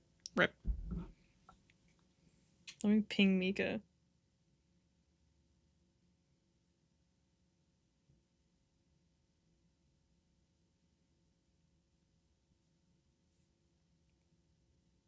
Actually, you can watch the first part because I had to restart my computer. So the previous VOD is currently up right now where I read it. If you'd like. You're making food. It's fine. Well, the last time you tried to solve something, you just ignored it. I know, but I'm going to do better this time. We should talk to the Navy about this. They can handle it. Yeah, unlike you. I'll just fly up to Friedrich's ship and... No, you don't. I'm coming up there. But it'll be so much faster if I just go by myself. You know what happened last time I trusted you? I'm not doing that again. Fine. We'll get a shuttle. I really am trying to do better, you know? Friedrich has been giving me good advice about it all. Well, the past few times you tried to be better ended up with you running away. But you sound really convincing to anyone else if that's what you're going for. I'm not running away this time. Or any other time. Not again. Oh, are you then going back to ignoring it then? You should come up with a new tactic, you know? I'm not ignoring it either. I'm sorry for what happened. I'm sorry for what happened, but I can't change it. I can only make better decisions in the future. Let's stop talking about it. Someone's butthurt. The comic, they gave me a brief... Why did it give you a brief heart attack? What? Is that one of Marcello's jackets? It's the one he used to wear when we hung out. Yeah, that was one of his favorites. I'm glad you got it. Well, it's the last thing I have of him now since the crash. Same with the one I have. It's very special to me. Not that you deserve it. You can always replace it. I would never. You didn't take care of the last thing you found special. I loved Marcello and he trusted me. And look where that trust got him. He would be ashamed if he saw what you did to this planet after he died. I knew Marcello for years longer than you did. You know nothing about him. And during those years, he lost everything because of you. And then Freya goes up to sit on top of the shuttle. Oh, the crow I mentioned later, and I was not expecting it. Yeah, I have to explain that part, because not my fault. Well, okay, kind of my fault, because I also read this stuff, but Mika wrote that line, putting all the blame on Mika. This guy has popcorn now. The fuck are you looking at? What can I help you with? There's been a report of a dangerous religious cult that has come to Solace, and we'd like the Navy's help to stop them. That does sound like a problem. I can get a team on it. Do you have any names or faces? Solace has a history with groups like this. And whose fault is that? And I want to stop them as soon as we get word of their existence. Are there any others I should be worried about? Am I wrong? Don't listen to her. We just got in an argument earlier and you know she's just manipulating you, right? She does this with everyone. Solace is her little fucking dollhouse and she only came back because she got bored. I came back because I wanted to help. I wanted to help. If you had wanted to actually help, you would just do it. But we all know you love to watch us like ants under a magnifying glass. Mira, you're being a bitch! Enough. Sit, both of you. Never have I seen such immature people in a leadership position, and I talk to politicians on a daily basis. While you two sit here and argue, what is actually being done on Solace? There's a lot happening on Solace, actually. The hospital's being built, and I have arranged for safety equipment to be distributed amongst... Stop. The fact that you two didn't say the same thing tells me you don't have the same priorities or situational awareness. You came to talk to me about a cult, but so far all you've been able to do to achieve is schoolyard bickering. Tell me what the actual problem is and who is involved if you want my help. Mira can explain. This is the part that's like a mistake, but I can explain what happens afterwards. Freya does cuss. Her favorite word in English is actually bitch. She said it. Okay, she's sworn a few times. She swore the first time she crashed at a faction meeting where she was like, I don't know what the fuck I'm doing, and then left. And then she said bitch in a funny way one time. She also said shit and then double shit with Friedrich, which was kind of funny. I try to use it in like a humorous way. But she doesn't swear very often because like she doesn't fully understand like the cultural significance of swearing. So like yet she hasn't fully grasped it because she doesn't really swear a lot. But Marcello, you know, swore a lot, so she got it from him. But She kind of sounds like someone who'd first learned to swear, you know? Yeah, there's some options, but I'll read through the comic and then I can talk about the options. The clip played in my head. It's amazing how a single bad word can cause a flashback to occur. I feel like we need Freya just saying bitch like a 3-year-old that just discovered the word. Yeah. Well, I actually have a little comic of her just like reading a list. She made a list of bad words and she just says bitch. And then Marcelo was like, who taught you that? Continuing on. They call themselves the Luminous Order. So far, we are aware that they have affected at least one person, and that said person was being mind-controlled by some sort of mask. They talked to Croy, and he spoke about it during the faction meeting. We are aware that there is a governing body that sent this person to Solace. It's Croy. They talked to Light, and then Light talked to Croy, or whatever. This was a mistake. Sorry. Do you know where this mind-controlled person is? Where can I speak to Croy? What government is it on Solace? Croy is housing them in Kindlegrim. Wrong! Light is housing them in Etheria. I think their name is Orion. You can probably find them both in Kindlegrim. But it's fine. I take it as Mira stressed. She relayed the wrong information. And that's okay because, wait for it, I'll get a psychology expert and a medical team over there to see if we can do anything to help the victim. Because the psychology expert is Caitlin. Caitlin already has Orion on her, like, patient intake form list. She's gonna be like, Orion, this is one of my clients already. They're not in Kindlegrim, they're in Etheria. I'll go over there. And then take the Navy over there. Or, if you want, the Navy can go to Kindlegrim first. If CJ really wants to have, like, an interaction with Caitlin in the Navy. She's out to get Croy. True. Now that that's dealt with, we need to talk about you two. Arguments, mockery, and name-calling are for school kids and lawyers. The next time you two come to my office and start acting like children, I will escort you to the nearest playground where you can hash it out. If you want my help, you two need to learn to work together. I can do that. So you're telling me you want me to work with a murderer? Freya isn't a murderer. I'm asking you to do something harder. Let go of your anger.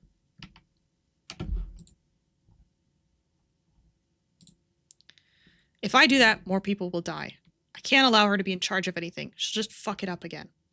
How many do you think will die if you spend every free minute arguing with the one person you need to work with? You lose the right to dig your heels in the ground when you have other people depending on you. I can understand why you might be angry with someone you don't trust, but you have to swallow that pride and try to make it work. She's right. It's important to be positive and cooperative with the people you work with. Freya, you better wipe that grin off your face. I've seen the recordings of the previous faction meetings. Mira has every right to be upset with the way you handled the whole situation with Eclipse. If you want to be a leader to Solace, you've got big shoes to fill. You need to learn how to make a good decision quickly. Right. Okay. You can't afford to sit still because your enemies are always in motion. I understand. Sorry. I'll get that special team dispatched to Kindlegrim. Let them know to expect a party from the Navy. Now, if there's nothing else, I'd like my office back. Thank you, Friedrich. I'll see you both later. Nope.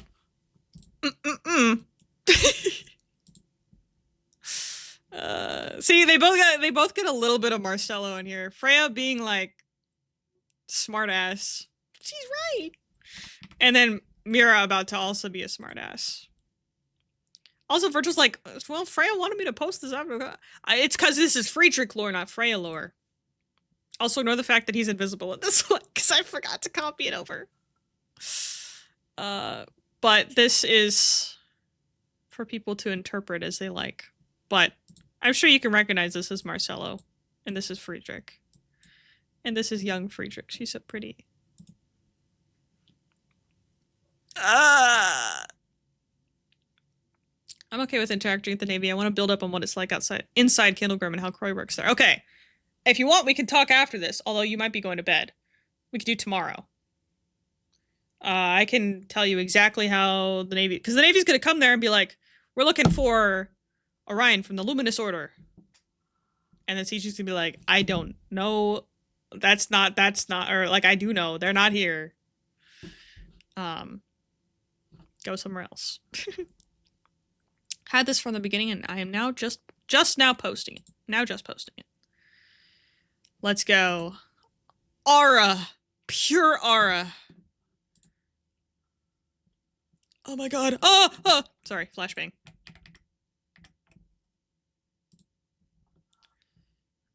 Oh, hold on. Let me see if I can... I can't show the top part of this. My bad. Well, up here it says, why did you decide to move to Solace specifically? The planet has refugees from across the universe, connections and cultures we haven't even imagined before. The opportunity to not only grow the company, but also truly expand in styles and demographics is one I can't deny. You can do tomorrow? Alright, cool. What was your childhood like? I grew up in a lower middle class family. My father was a hard-working man, but my mother was a dancer. The world tried to pull them apart for being an Uller and a Gans, but they can't let that stop them. I'm just glad that the story and influence my work has had on people have made them more accepting of hybrids. Are you not worried about who you're leaving behind? After we lost my mother and wife to the banishment, the only one I've truly had left is my father, who actually encouraged me to travel. Technology allows for communication anyway, so it's not as if I'll be completely cut off. Can you tell us about your last marriage? My ex-husband, Elias, and I met one night at a bar. He was rich and charming, and I had looks. We were picture perfect. However, as you know, he cheated on me and died shortly after. His wings gave out, and he just plummeted to the ground. It was an unfortunate accident, but it was bound to happen with his health issues. I didn't let his death go to waste, however, as it was his money and assets that I used for my own empire. Damn. Suspicious death, okay. You married the mistress after that. Can you tell us more about how that relationship came to be? After the scandal of being caught with a married man, Ivory's modeling career struggled. A few months later, she came to my doorstep begging for my help, and I gave her a chance as my assistant. I had originally planned to use this as revenge, to make her life miserable, but as I got to know her, I just couldn't. She was beautiful, funny, and smart. After about 2 years of some back and forth, we became official and married 10 months later. She really was the best thing in my life. Next question, please. What will happen to the magazine in your absence? I will still be working with my head editors, even if I am taking a bit of a step back to oversee the new expansion plan personally. I trust the employees to keep everything intact. I love this. Interesting. Grief and depression, body horror. Reveal image after reading. All right. Birthday. Morning had arrived, and with that, the old angler rose to get up out of bed. Today was his day. His birthday. The angler followed his usual routine. Eat breakfast, meditate, stretch, work out, and leave his residence to fish in the oceans of Solace. Finding which spot is the best, he honed his senses to feel the waves below for activity.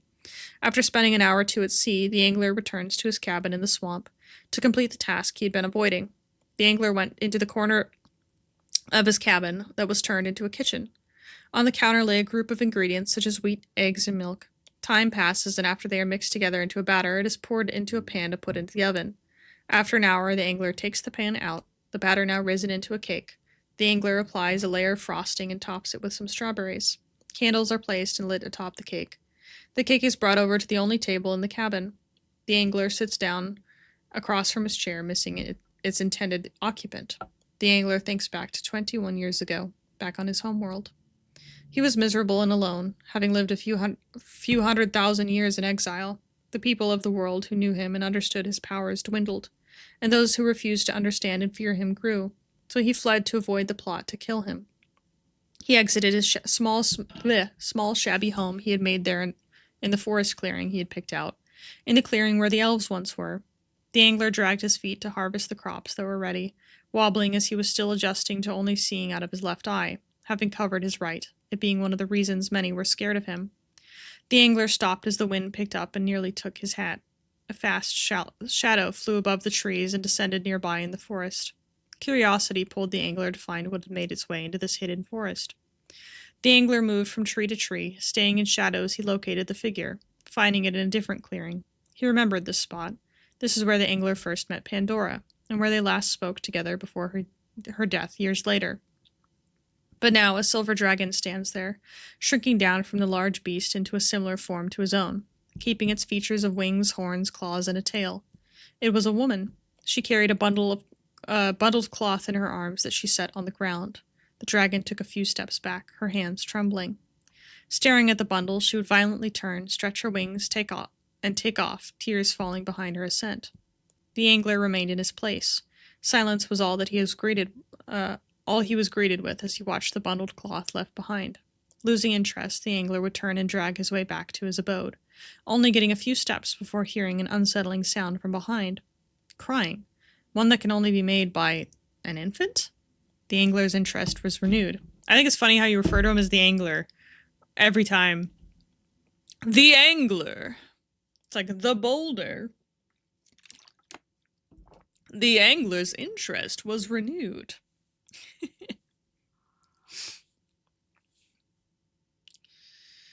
He slowly made his way back and approached the bundle in the clearing. The crying became louder as he approached. The angler leaned down to move the cloth, and his suspicions were correct. The infant had red hair and small silver scale patterns under the eyes that were the same yellow as the ones belonging to the dragon that killed the angler's teacher all those years ago. The angler clenched his fist at the sight, but he would not hold the child to the sins of their ancestor. The infant's eyes locked on the angler's, its wailing quieting before coming to a stop. The angler closed his eyes instinctively. He prepared himself for what many have done to him. Scream, yell at him to get away, calling him a... But the sound that came back was one he did not think he would hear. A giggle. The angler's eyes would open with shock. The baby had moved its arms from under the bundle holding it and was reaching out to Angler, cooing at him. The angler moved out a hand, and the infant grasped his right hand's index finger. It left him stunned. I'm gonna replace half of the anglers with him. I'm sorry. I can't say that. It was too much the angler.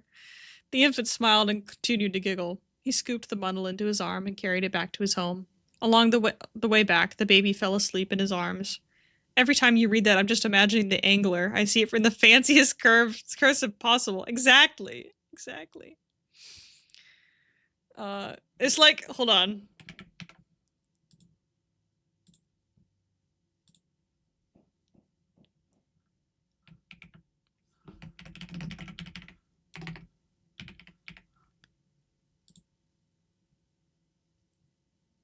Hold on.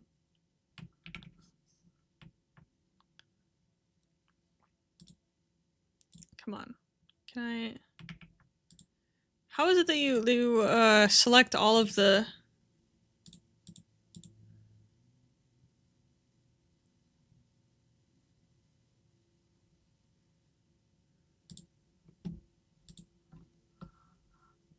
Isn't there a way to, like, change... I know that, like... I was gonna change the font of all of them. Can't you change the font of, like, the things that you're... How do I select all of the angler?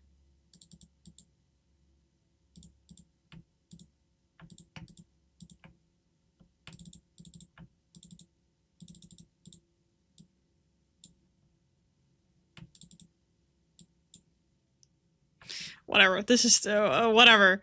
There's a lot of the angler in here. That's all I'm saying.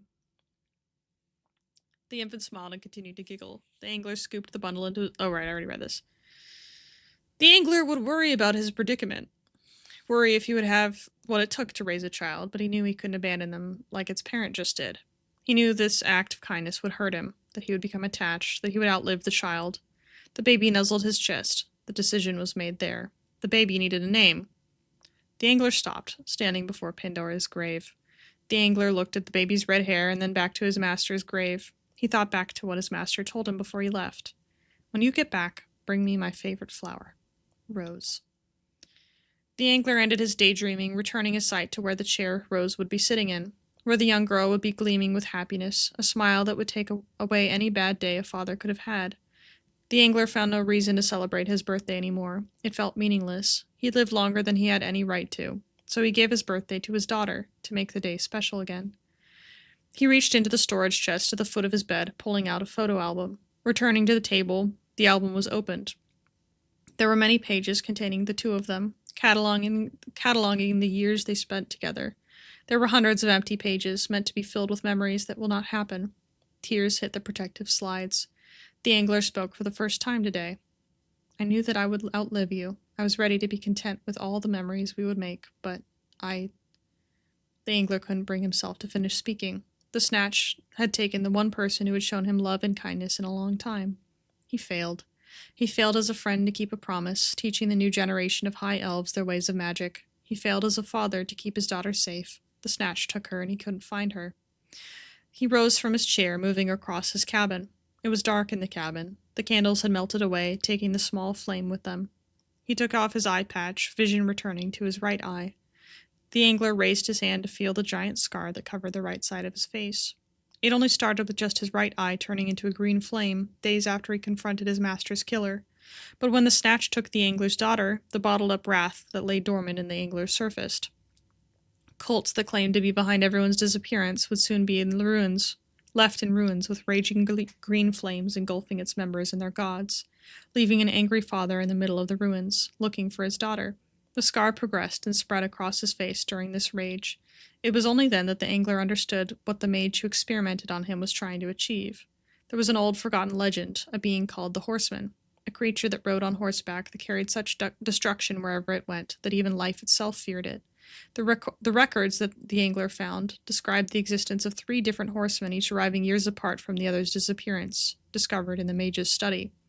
The mage was trying to create a new one, a weapon for him to wield, one to rule them all. One ring to rule them all! The angler continued to stare at his reflection. He could not bear any of his new friends' own solace finding out what he is fated to be. It will be the reason he will never find love nor kindness. For how could he? He's fated to become the worst monster of them all. Death. Oh my god. The Grim Angler. And we have this amazing art by CC. Search up the words, I think it automatically selects them. Yeah, I tried changing, but I only changed the one. I know with, I'm pretty sure with ellipsis you can do that. Damn. Enter Rabbit Man. Osmond backstory.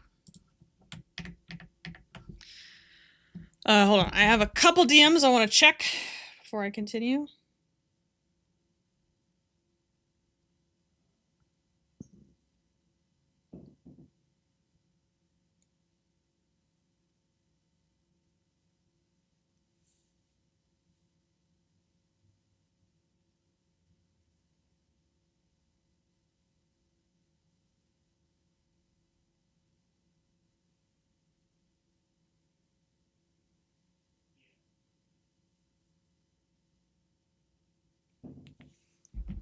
All right. Osmond Lunar, you stand before the Lunari Council guilty of heresy. How do you plead? A smug smirk had begun crawling onto Osmond's face before the council had even begun speaking. He had been standing here in cuffs, waiting for them to finish their spiel for about 15 minutes now, happily waiting to spit in their face. And spit he did with a firm pound of his foot on the stone floor, staring up at the crowd of Lunari that had gathered to watch him be sentenced with a glint in his eye. Guilty! And proud. I'd do it again in a heartbeat. Several dozen moonhoppers gasped from above, murmurs spreading all throughout the large crystal and stone dome. It was early morning. The light of the Lumara had only just begun reflecting off the moon's silver surface. Oz used to love the sight now. Oz used to love the sight. Now, you bear no guilt, a council member pointed at him with a furry paw. You have destroyed a 200-year-old temple of Lumara with a heretical apparatus, a weapon of destruction. You feel no remorse? Oz tilted his head with a smile. I could ask you the same question with what you decided to wear today. This is my ultimate trial, and you come here wearing that? He then pretended to look shocked, gasping and looking around. Oh, wait. You're all wearing the same stupid shit. That's all you stuck-up springers wear. Do you ever wash? The dome was in an uproar, angry yelling and shouting as they demanded he have some respect. The council looked highly offended. Their glowing eyes under their hoods squinted with anger, all except the highest member, Baron. He looked down on Oz with a grim expression, his ears laying over his shoulders and paws folded neatly in front of him. What is the purpose of your mockery, Oz? The purpose? He laughed, ears standing up as he leaned against the railing. What's the purpose of any of this? Worshipping Lumara is all well and fine, but what else is there? What else? Why would there be anything else? Only a heretic looks for more when our Lumara's light is all we need. Oz began again, speaking over their murmuring voices. We have been living like this for longer than any of you remember. You all still wear the same clothes your great-grandfathers had worn when they were only kits. This is the same building we've always used, the same houses, the same everything. It's all the same. There's never anything new. There was silence in the dome, hundreds of Lunari watching it on in anger. They had nothing to say, nothing to combat what he was telling them, but they weren't going to change their mind. The mages who made this place, made your clothes, made your homes, they aren't coming back, Oz continued then. They hopped off somewhere else, or they've died. I love Astrio as much as any one of you. That is why I invent new things. Magic isn't the only thing we can gain from our star. What love were you showing when you destroyed the temple? Baron asked coldly. Oz's ears dropped, a large sigh escaping him. That was an accident. An accident that wouldn't have occurred at all if you had heeded my warning, Oz. Oh, screw you! Oz yelled then, stomping his foot several times angrily. Oh my god, they are rabbits. I could have brought energy to the whole moon with that machine using the star's light. You know it worked. You saw it work. The council looked at Baron. Everyone did, but Baron didn't so much as twitch a tail. And now you lie? Baron said then. I saw no such thing. Oz's eyes grew wide. Baron's words were like a bucket of cold water being splashed over him. He was stunned to silence with several long seconds. You broke it. He then murmured so quietly that he barely whispered anything at all. It didn't last for long before the anger surged back. You broke it! He screamed, making the guards grab his shoulders, his body thrashing and kicking wildly. You loping bastard! You broke it! I trusted you! The dome was murmuring again, the council looking confused, but Baron raised his paw up in a calming gesture. He lies. He will do anything to avoid his sentence, he told them, only making Oz's voice grow more shrill and vicious with expletives. What shall be his sentence? One council member asked another. Banishment, Baron stated firmly. Oz once again was shocked to silence, his body going still as he stared up at the head council member, mouth open still. What? Osmond Lunar, by the power given to me under Lumara's light, I sentence you... Wait, no! To banishment. Tad, please! Dad, no! You are to never return as long as you live. Baron slammed his hammer down, light shimmering from the contact. The council and watchers of the trial all seemed pleased, beginning to clap and cheer as the guards began to drag Osmond away towards the doors. Oz didn't fight. He just watched as Baron stood tall at his podium, his vision growing blurry with tears. He had always told his father as a kid he wanted to grow up and leave the moon, to see the galaxy and all it offered. It was only last night that his father had told him he had the same dream, but now that he'd become the head of the Lunar Council, he couldn't leave. Oz had made a plan. Once he set up his machine tomorrow, he and his father could leave together and achieve both of their dreams. Baron told him that he'd be branded as a heretic even if it was a success. Oz had insisted that it would all be fine. It is for that reason, Baron's handwriting was recognizable on the note tucked away, inside the ship's cockpit, one of the only known shuttles created by the mages long ago, still functional, after all no one had ever used it. That I broke your machine, my son. I am sorry. Achieve your dreams. I will always be proud of you. With love, Dad. Oz crumpled up the note angrily and threw it as far away as he could away from him, the ship rumbling around him as he whizzed by so many stars, heading to who knows where. Idiot, he grumbled through his tears. Dumbass Springer, stupid father. Aww. Every time I post something and Freya gets to it, we pause for nearly a minute. Oh. Wait, like I pause? Wait, when did I pause? Sorry. Oh, we have, oh yeah, the really short faction meeting that just happened. All right. Beep, boop, beep. Beep.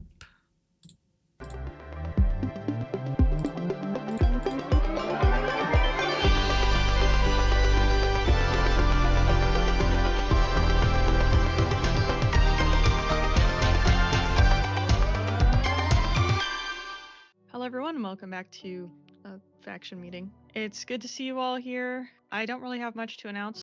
I do have to say, I always feel I need to prepare what to say at like the first sentence of every faction meeting, because I always start talking like I'm a YouTuber. What's up guys? Welcome back to another faction meeting. Hello everyone, welcome back to another faction meeting. I sound like a YouTuber. I need to I don't know, I need to think of something better to say. No, keep it. What's up, Solace? Welcome back. I'm your host, Freya. The hospital is in progress of being built. The designs are being finalized, and then I will be constructing it just over there. If anyone wants to be present for the opening of it, I don't have the exact date yet, but I'll make sure that everyone is aware of that. As always, the Resource Center is open for anyone who needs things. We're accepting donations for any sort of containers to hold food, kits, and tools, armor, etc. like that. If anyone wants to donate any of those items, we're always open to volunteers. I don't really have much to say other than that. If anyone has anything to announce, come on up.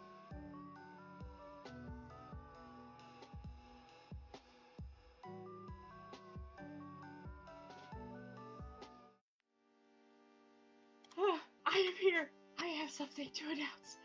Oh, hello. Hello, friends. Hi, slept in. Hello. Hi. So, me and friend Sandwich has been working very hard on a town not so far from here. It's a little Pasitharia, and we're very proud of it. And if anybody would like to come and check it out, we have homes open. We're going to be expanding more soon, and yeah. Okay, goodbye. Yes, I did. Are you okay? I am fine. Are there really no other announcements? A quiet week, I suppose.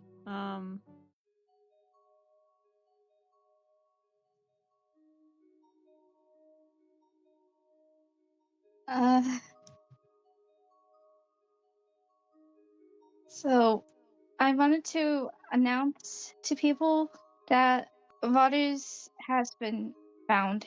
I won't mention where, but he has been found. He's safe, he's alive. None of you have to such anymore. And if you did such, thank you. I, myself, and Zinnia both appreciate it. And that's it. Thank you. Does he need any medical help or I any of the resources from the Navy? No. I checked him over when I got there. I only had what, like. He's okay. He's not hurt at all. What is going on? What is going on? I Any of the resources from the Navy? No. I checked him over when I got there. I only had. Well, was that because someone blew into their mic by accident? No. I checked him over when I got there. I only had what, like.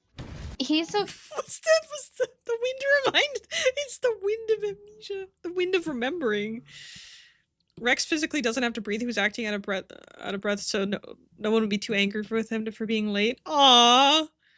Dude, I hope someday the Rex is able to, be happy and tell people who he is. Because Freya does the same thing. Everything that she does is to, like, she doesn't have to do. She could just stand still, mouth not moving, not blinking, whatever, which she used to do because she was freaky. And didn't understand, social stuff. But, like, everything she does now is just to make other people comfortable and understand her. Okay. He's not hurt at all. That's good. He has supplies. He's been getting his own food, fishing, and all that. He's okay. I just won't mention where he is because, for his own sake, I don't think he needs to visit us at the moment. Besides, so he knows. Well, that's a good development. It sucks when people go missing, but when I got there, he was gone. I've been here for a while. What is your problem? What is your problem? Oh my god. You chose not to stop me. Your fault. I'm here and he's not. You bring that up every single video. Oh my god, dude. You're like causing Freya PTSD. Holy shit. We are actively investigating the Luminous Order. I'm working with the Navy on that. I won't give too much information in case any members are among us. I'm also looking into how to stop Echo, as usual. I know my words don't mean much. What is your problem? I'm about to bring out the disco balls. I'm about to bring out the disco balls. What is this? What is this slander? Oh my god, dude. But if anyone is willing to help, you can always volunteer to work with the Navy on that. All right, if there's nothing else. You swallowed your gum? something. Meeting adjourned. Oh my god. I swallowed my gum because of you, Frog. Guys, I don't think Frog has her headset on, so what should we do with her body? Oh my god, she moved! No. Oh my god, dude. That was funny. That was really funny. Mira looking at her dead father 4K. Alright. A poorly made drawing that imitates a whiteboard sketch. I'll be making this kind of art for Salby's more sciencey lore. Ooh. SAP-E V1. Strength, agility, and power exoskeleton. Exoskeleton made using iron. Metal alloy better. This is the back. Battery packs. Not as strong as humans. Me, Rex. I'm not sure Rex is the best example here. Rex can still lift significantly more than me. Oh, no. Super strength? No. Weak, dies easily. Strong, powerful. Fingers, arms, movement sensors at joints. Too bulky for practical use. Hydraulic pumps facilitate movement. This is so cool. Oh, that makes me so sad. No. Sandwich man, don't compare yourself to Rex. Alright, we have 1, 2, 3, 4, 5, 6, 7, 8, 9, 10, 11 more things to go through. I think we'll be here for another 2 hours, if I were to guess. I hope not. Is it over? Oh! Sorry for the flashbang. If you don't remember, okay, wait, this is Oliver. If you don't remember where the last lore left off, Oliver had met someone that he recognized as his boyfriend before they got separated. Oliver had said the guy's name, Ferris, only met with the response that the man didn't recognize Oliver and had no clue who Ferris was.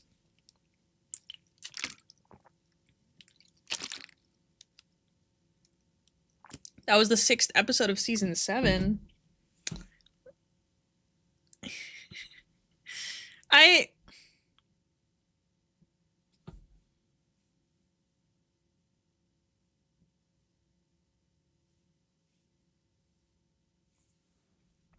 Sorry. Got lost in thought there for a second.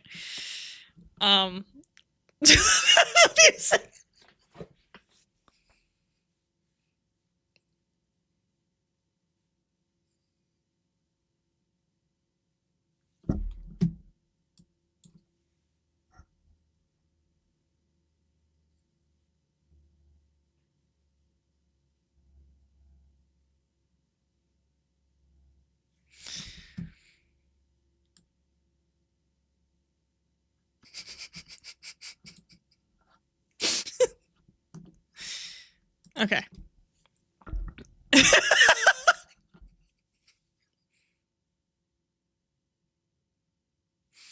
Okay. Everything will be fine.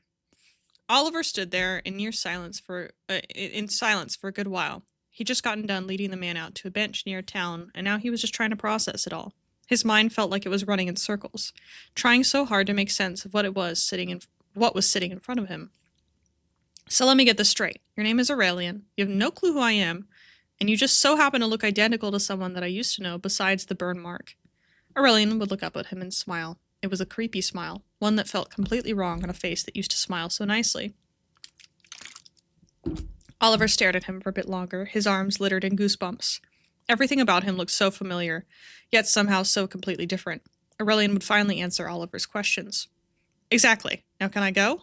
Oliver frowned, looking down at him. He'd reached down and grabbed the sides of Aurelian's face, tilting it left and right as he looked at him. His eyes searched for any strong indication, any tiny detail that could prove that this wasn't the same person he used to know. Maybe the eyes were different. Maybe the expression was different. I mean, creepy smile. Maybe there was something, anything, that could show that this wasn't Pharos. There was none. Oliver would swallow a breath, slowly letting go of Aurelian's face before standing up straight. His hands fell to his sides as he stared down at him, his face dropping. No, you can't go. I don't know what's wrong with you, Pharos, but I'm going to fix it. I promise I won't let you down again. Aurelian's eyes would go wide at his words. For a moment, he simply stared at Oliver. Then, without another word, he'd quickly stand up and move to leave. I told you that I'm not Pharos. You're crazy. I'm leaving. Oliver would pause. He'd reach out and grab Aurelian by the wrist, not tight enough to hurt him, but enough to make it clear that he wasn't going anywhere. Aurelian would glance down at Oliver's hand before slowly looking back up at him. Oliver would look at him and smile, his grip remaining firm. Come on, Pharos. Let's go home. Everything will be fine. Oh no, not kidnapping again. Ooh, I have a feeling someone's upset. Uh-oh. Who's upset?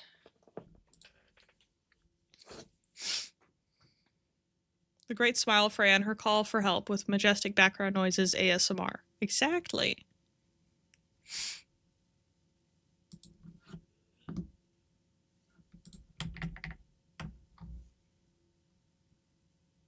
Ah, I can't wait to see what this is. I am angry, Marcelo. I am very angry and sad and confused. There are things going on, and people are telling me to be quiet about it, even though it is happening out in the open.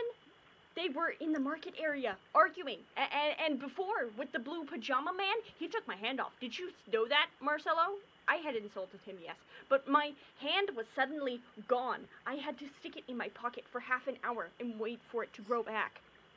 No, it didn't hurt. I am glad. But I am also glad that no one was watching, because that would have been hard to explain. But still, if the blue man can make my hand disappear, who's to say he can't make someone's head disappear? And then they are dead forever. And what is a primordial anyway? Mr. Balios? Mr. Not Balios? If you are evil, at least be secretive about it. They aren't being secretive, so that makes no sense as to why I can't tell the Navy. If they are bad, tell the men with the big guns. But then, of course, Light had to say, The Navy of people of logic. Oh, that's so creepy. We tell them something that's just theories at this point. Not even known to them. They won't believe it. but if it's bad, even if they don't believe you, at least they will know. I don't want anyone to get yelled at, like Friend Croy. Why doesn't she understand that? I hate to lie. I hate lying. It is all I do. I don't want to lie anymore. And for you, and your silence. That is just a lie without words. They're going to get mad at me. They're going to get hurt. Someone is going to die. It is my fault. I don't want my friends to die. I don't want my friends to die. I don't want my friends.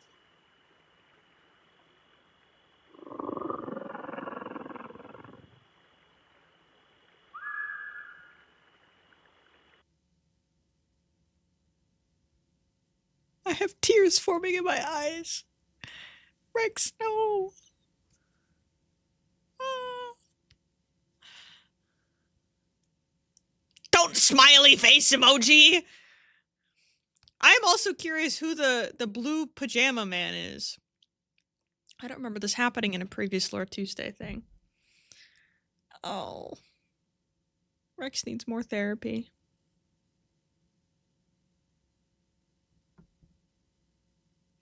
It makes me more sad remembering that, like, Rex only ever heard Elias's voice happy. So he's only ever to sound happy, right? So this is like, it's like him really, really being sad and taking, you know, his experience of hearing others being distressed and sad, and like, it's his own expression. An isolation call or separation call is a distinctive vocalization emitted by infant mammals or birds when they're separated from their mother or social group. Its primary function is to signal distress and prompt a caregiver to locate, retrieve, or comfort the lost young. Ah! Why do you do this? It's so sad. Ugh. Someone be Rex's friend, please. I think it would be really funny to have Freya hear Rex talking to Marcello the moon. and them talk, because Freya also has felt this. She actually currently feels like everyone has, she feels very isolated, and she has definitely felt that everyone is gonna die and it's my fault thing. Yeah. I mean, a lot of people died, and it kind of was her fault a little. Moving on. Oh, this is so sad. We have an old Ursat, sorry, I keep saying Ursat legend. The illustration on the cave wall is painted in blood. Rex Cordis Humani. Child of flesh shall be split, one of mind and one of heart, bearing the face of sun, in her madness torn apart. Blood and stone will join as kin, cruelty will ready arrow and horn. The light of trees will be stolen, of which the water will mourn. Of the two he will choose to live or to burn, peace and war, towards one he will turn. The path of harmony and bliss, and he will restore the land anew. The path of death and chaos, a stranger to the ones he knew. Child of Alder's grove, king of the human heart, child of the spring, with no guide, will surely fall apart. No.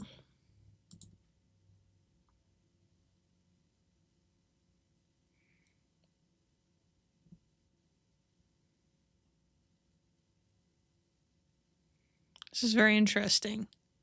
Child of flesh shall be split, one of mind and one of heart, bearing the face of sun, Elias, in her madness torn apart. I'm wondering what that means. In her madness torn apart. Is that talking about Dr. Wait, shoot, what's the doctor's last name? What's her name? I'll deploy Kron to Freya too. True! They should have a little picnic or something. Also, Freya, if you want a break, I could jump in and read my doc, because it's 9 pages! Please read. I need to get food. I can listen to you reading it. I also know this is like... Is this the one that's... No. There was another one that was like 26 minutes long. Wait, no, this is the... Yeah, this is the 26. We're gonna be here for another hour. Watch out. But yes. Fern's name means Alder Grove. Florence's name means spring. Oh. Man, this is a very good... I love poetry. If you guys want to write poems about your characters, please do it. I love poetry. I've been a songwriter since I was 8. So I love poetry. Hi! My dear CJ. Do you want me to... Well, I guess you can open it yourself. Yeah, I can open it. Sorry, I didn't realize I had my laptop muted, so I didn't hear you. Oh, no worries. Hold on. All right, I have it open now. All right. Okay. I wish there was like an auto scroll thing as you read, because I do need to grab a snack. Yeah.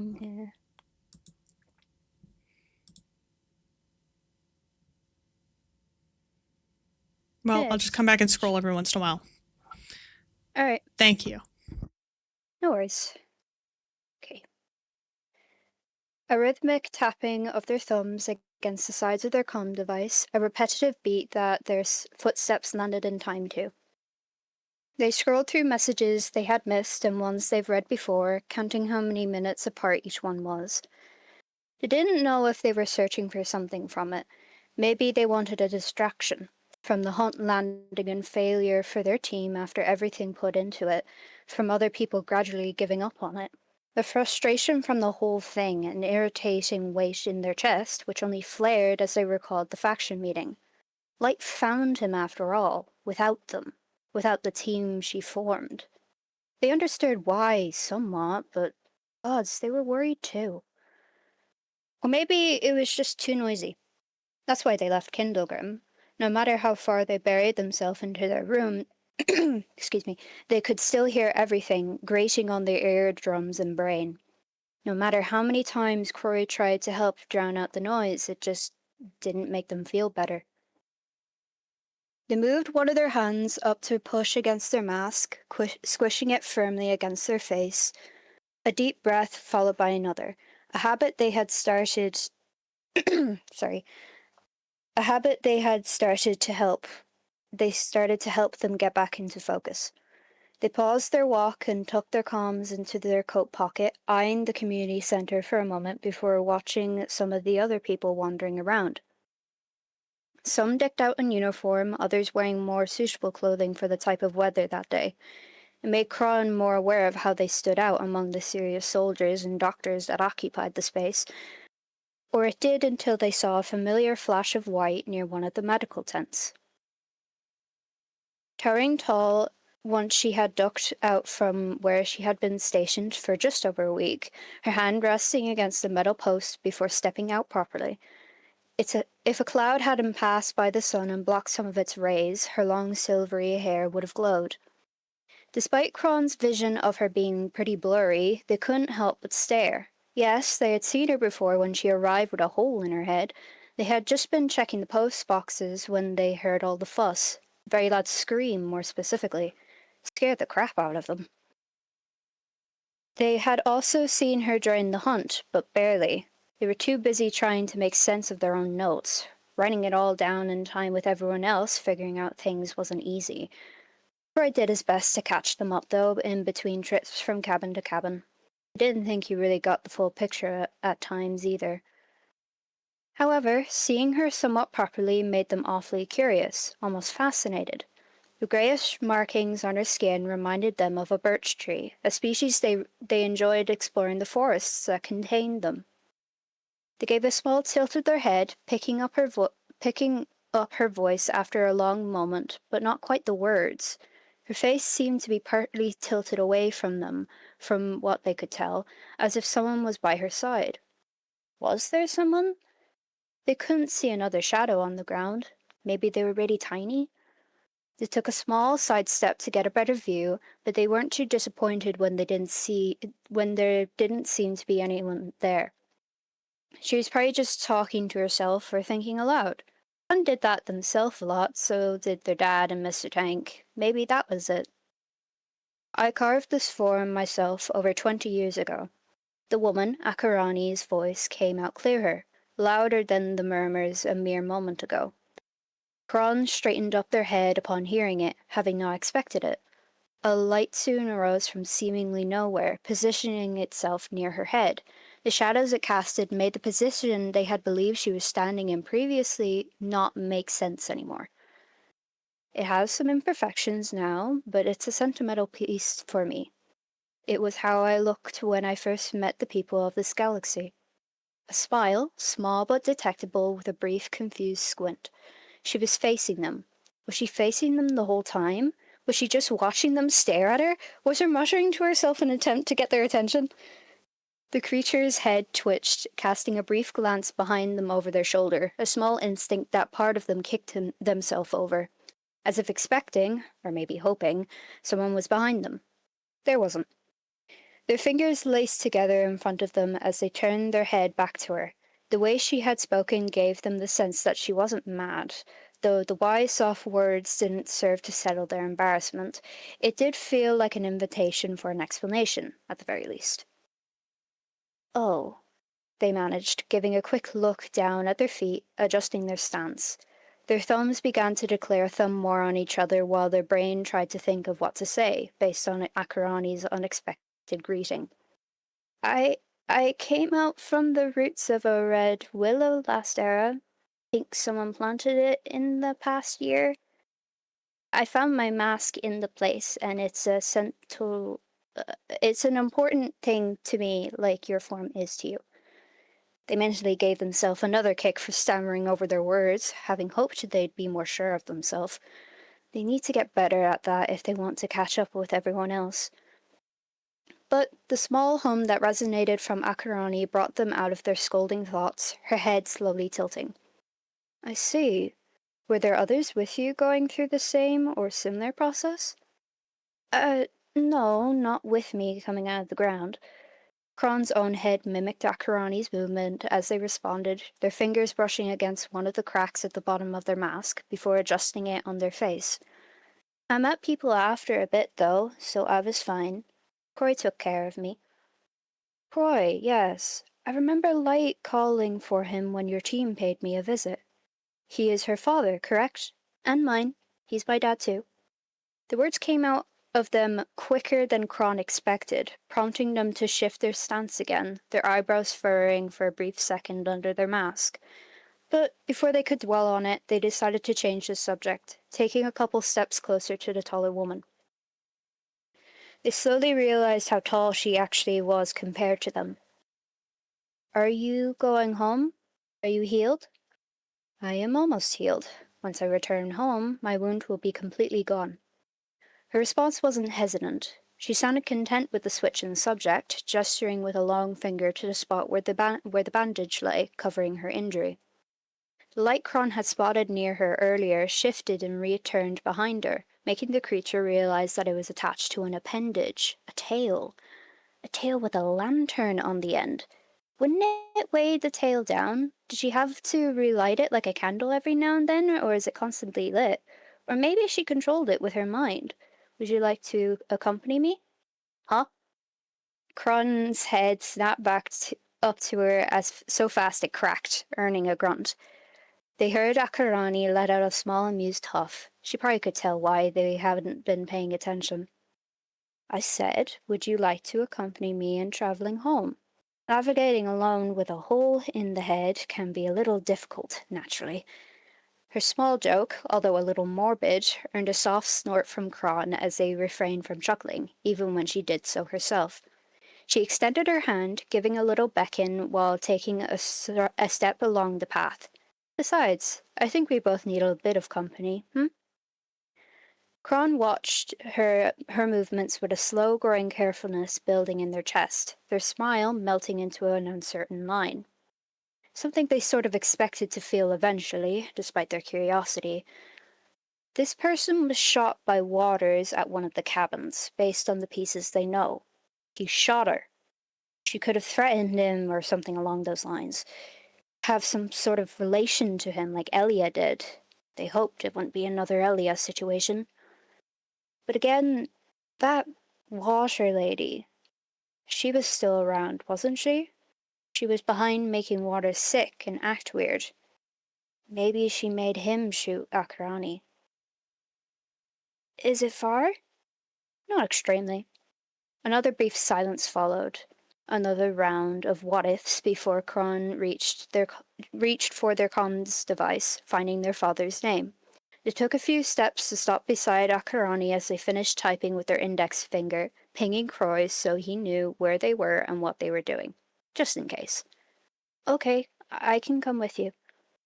Akarani gave a small nod to them in thanks, beginning to walk with Kron following after, their hand returning the comms device to their coat pocket, but not letting go of it, waiting for the vibration of a reply just to be sure their heads up was received. With time after breaking off from the carved paths into the forest, the two began to speak, Akarani mostly asking the questions with Kron answering them to the best of their ability, especially when the questions mainly being about Solus's history. They explained how Freya and Marcello met, how it led to the Lumeren creating the planet. They talked about Cypher, Miraju, Eclipse, relaying the history Croy had taught them and some of the significant things they experienced in a more simple form. They did their best to remember the names of the people they mentioned, correcting themselves quickly when they called Freya Stardust Lady as their stories reached her leaving the planet and why. Their voice went a little quieter when it got to that part. They remembered the glittery stone they had left at Marcello's memorial in front of his portrait. They wondered if it was still there. Or maybe Commander Boss took it. She was close to the captain too, wasn't she? Maybe it reminded her of him too. Akarani's long strides slowed to a stop, Kron's own slowing to halt beside her. They followed where she was facing to see something beautiful. A massive birch tree that reached higher than all the others, the leaves a bright mix of different greens, some hanging down like vines and others bunched together like bouquets along the stretched branches.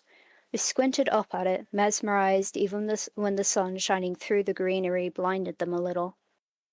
Whoa, you live here? Kron turned their head to the side, seeking out Akarani, only to see her having moved towards the tree, her hand trailing across the bark as if searching for something.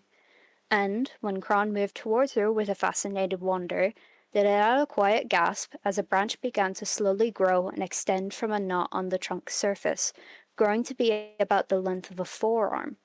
Akarani's hand followed the path of the growth up to the little clump of leaves it had sprouted before settling in the middle and tugging. The branch broke off smoothly, the stump left there shrinking back to the knot it was before. The tall woman settled out on the ground, her legs crisscrossing beneath her, the branch laying like a bridge from one knee to the other. It encouraged Kron to crouch down where they were also, their arms folding atop their knees to provide a headrest as they continued to watch. The woman paused briefly, her eyes seeming to close in a moment of concentration. She soon relaxed, extending her other hand that was not holding the branch towards the creature once again staring at her. Kron leaned forward onto the tips of their hooves to see what she was showing them, spotting a knife with a very short blade. This is called a whittling knife. It's used to carve and cut wood. A simple explanation which was soon followed by demonstration. She cut off the twigs and leaves, shaving and cutting down the length of the branch from the top, where it was skinniest and easy to cut. It was a calming process, in a way, something that wasn't loud or needed to be rushed. And soon enough, it was completed. Akarani removed the bandage from her head, revealing the damage left by the bullet. Seeing it properly made Kron feel a little bad for her. They got shot with arrows before, and that really hurt. They couldn't imagine how much a bullet in the head would. But again, what if she deserved it? They watched as she slotted the branch into the wound, the branch fixing perfectly and leaving only a faint red mark on her forehead. She let out a small sigh and put away the knife, rising to her feet. Thank you for accompanying me home. I understand that strangers are hard to trust, especially with what this planet has gone through, but you helped me very much. You're welcome. I'm glad you're feeling better. Kron rose to their feet, offering a small smile even though Akarani wouldn't see it. She smiled back regardless and turned towards her tree, and Kron turned their back to her, or at least began to, before pausing. Do you talk to yourself a lot? He quickly asked, turning back to see that she had stopped her movements. Their hands fidgeted with each other. Maybe they shouldn't have asked, or given explanation, or reassurance. I just heard you talking before you spoke to me, so I do it lots, so I'm just curious. I am talking to a friend like me, she answered, her head turning slightly, just enough that Kron could see half of her face. She sounded as if she expected to be asked this question eventually. Or maybe she didn't expect it. It was a bit hard to tell. They are on a ship a fair ways away from the planet. Why didn't they come with you? More words that came out quicker than they expected. Sitting up in space alone sounds really lonely.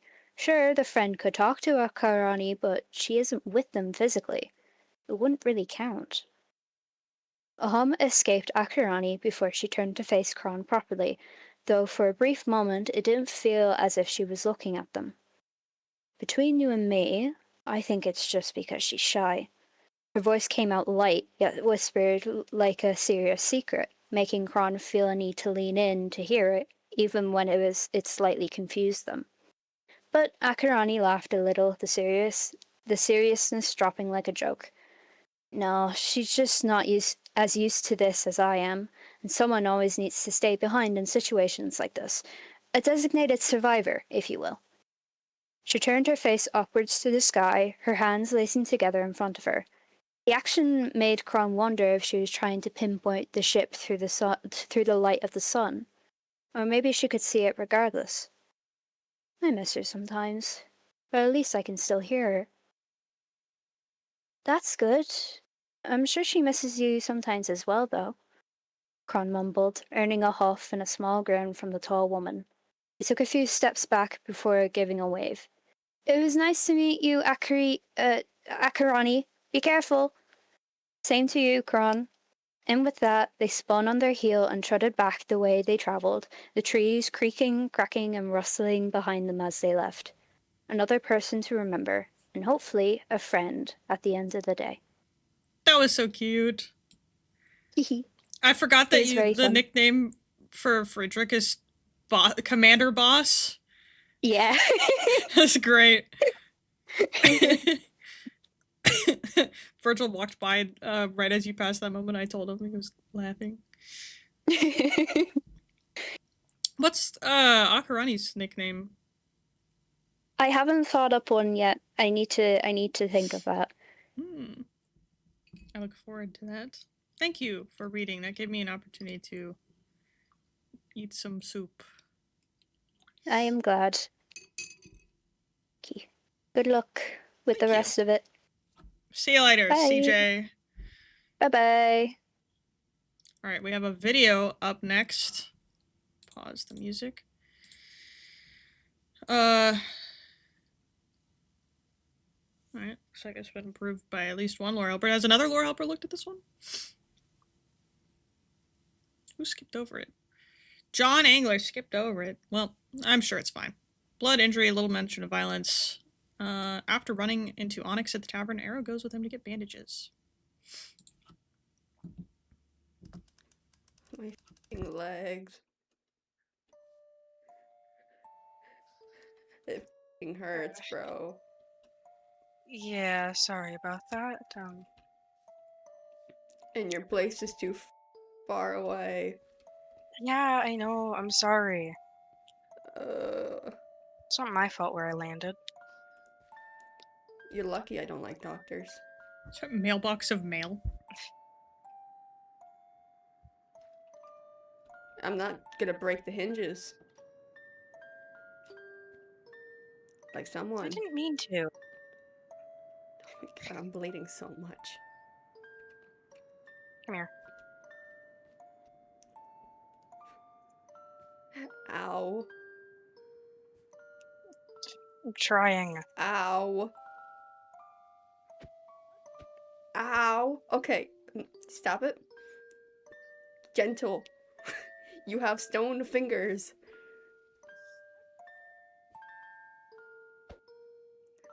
Ow.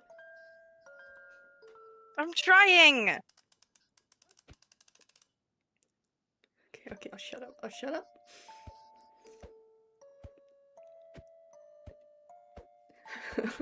Ow. It's not that bad.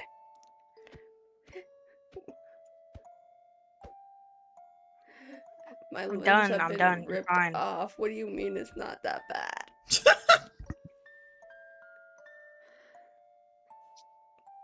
Ah, I don't but even have a washing machine. How am I gonna wash my clothes? Bathtub. with water and soap. It's blood. Yeah. Some of it Most dried. of your clothes are red anyways. Blood can come out, just the color probably won't. Not his. Ah, Unless I dye my shit purple. But I'm not the purple guy. I can't do that. I'm red. I'm the red guy. You suck at bandaging, by the way. I don't know what you expect from me. It's not like I have much experience with it. I expect you to do better. Seriously? Yeah. Look, I'm in pain, alright? Also, did you seriously have to bring up my planet like that? Back there? Is that necessary? It kind of was.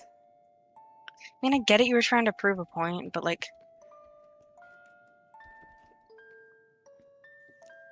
Yeah.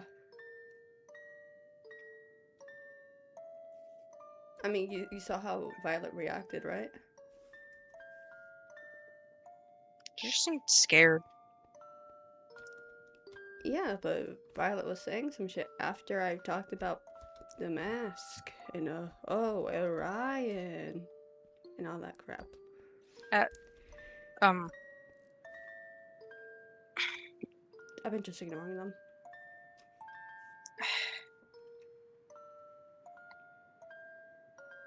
Anthracite? They've been following us since the tavern. You know this guy? Yes, that is my roommate. Anthracite, get out here. Now. Come here. Stop creeping around. You live here. What's up, Pebble number 2?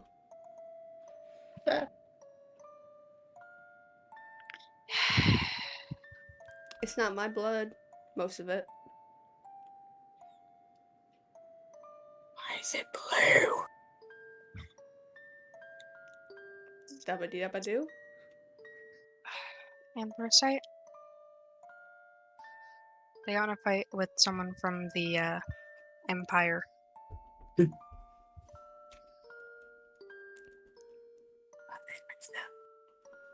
Huh? Yeah, they got in a fight with them. They're not like friends. They don't like each other. Oh, I thought you were with them the whole time. You're not? You're not? You said I was with him? Him? Yeah, because you hang out all the time. And you're always like rough and tumbling. No. Oh. I hate him. That's why it's blue. Oh. Because that's his blood. You're sick. You need help. It's a piece of leather. No, it's a band-aid. It's written band-aid on it. That's what people... Excuse Right. them, but stupid. Hey. Yes. You can have this. Anthracite? I can't use it with my skin. Yeah, they've skin. Yeah, I'm squishy. Ooh. They already got rocks in the skin. I threw rocks under there. Alright. You can calm I threw down. rocks under- I just got bandaged up. You don't have to stop it. I threw rocks under- Stop it. Stop it. Anthracite? Anthracite, back off. Jeez. Anthracite, that's really creepy. You know that? Yeah, you've told me. Yeah. What have we said about staring people down? That we should always do it. No, that we should not do it. And why do you do it? I don't. You know, I got something to do. I'll be back in 5 minutes. How about that? Yeah? Yeah. You stay here. Okay. Goodbye, one made of flesh. If I see you follow me, I will take the crowbar from Onyx to you. Oh, I'd love a crowbar. It's not a good thing. You will be actual They- pebbles. Yo, I'm back. Yeah, there. The bandage fell off. Oh my god. I know, it's great. Sup? Hello. Sorry I couldn't do a better job with... Oh, Hi. Croy, was it? Yeah. Hello, Onyx and Arrow. hi. Sorry for if I'm intruding. I just I heard about the fight you had with Orion. There was a fight. Yep. Yeah. Sorry. I wanted to find you and make sure you're okay. Do I look okay? To be completely honest, not particularly. Yeah. Those bandages are not great. Yep. I Right. I want to offer if I could help tie them properly, if you're comfortable with that. No, they're properly put on. They're great. They're not falling off at all. Yeah. They're perfectly fine. Though, if you want to hear about the fight, I could do that. Terrible guy. That guy. Terrible. Right? Mm-hmm. Yeah. See? Right. Could you tell me what exactly started the fight? I have a hunch, but I want to Alright, hear it let from me tell someone. you about this guy. Me, the wonderful me, I was minding my own business. This dude walked out of nowhere. I was like, do you remember how I got punched for saying that he should have doubted more? Yeah. Yeah. Doesn't take that much for him to get angry. I may or may not have a grudge against him. So I insulted him. It wasn't that bad. But then he fully on attacked me. Attacked. Me first. Mm, I insulted him a little bit. Then he attacked me. Hey, Do you see this? I see. Do you see this? You see my back? Right. Yeah, That I was my see tail. it. You see how there's no more tail? Oh, Because of that dude. oh God, I'm sorry. Yeah, I don't like him anymore. At all. Ever. Yeah, I will get Light to speak with him and scold him. You're gonna get Light to speak with him. You hear that? Well, unfortunately, I am not his parent, Oh no, Light doesn't so care. I don't have a right. Light does not give a crap about me getting hurt. I guess that is sort of true. But I know bare bones, so Look at my horn. I see it. It's gone. Look at my ear. Yeah. It's gone. I'm partially deaf now.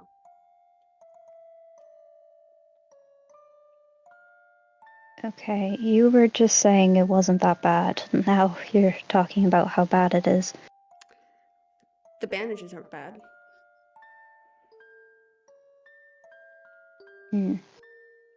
Okay. The bandages are great. You don't have to touch me. We're all good. I was not going to. Yeah, all good. Right? Yeah. Yep. All good. See? Okay. Okay. Right, Aunt? Pardon? Everything's fine now. Yep, everything's fine. See, Aunt agrees. Oh. Hello. Where is he? Oh my He god. is behind me. Lovely.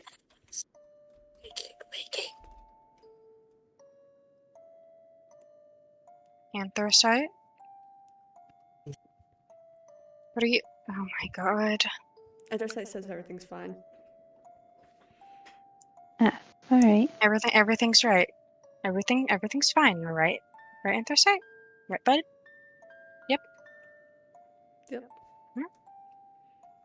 Okay. But I do want to offer some form of apology on his behalf because gods knows you're not going to force it out of him. So I do apologize for his lack of control over his emotions and his temper. And he showed up to harass us more.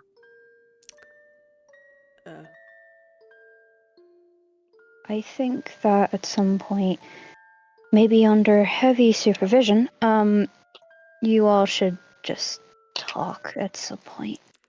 I do I know not it. want to see him until I am allowed to pummel him. So I don't think that's gonna happen anytime soon. And there is no way I'm gonna apologize for insulting him when he punched me in the ribs for saying he should doubt more as a piece of advice. I never asked you to apologize. Alright. I'm glad we're on the same page then. If you, I just wanted to come in and check on you. If there isn't anything you wish to ask of me or anything, I'll probably take my leave now. I do have a question. Yes. What is it? See, my dear friends here, both of them, kind of hate that little mask. What's that situation? Like, you know where it is? I do not know where it is. Is it gone yet?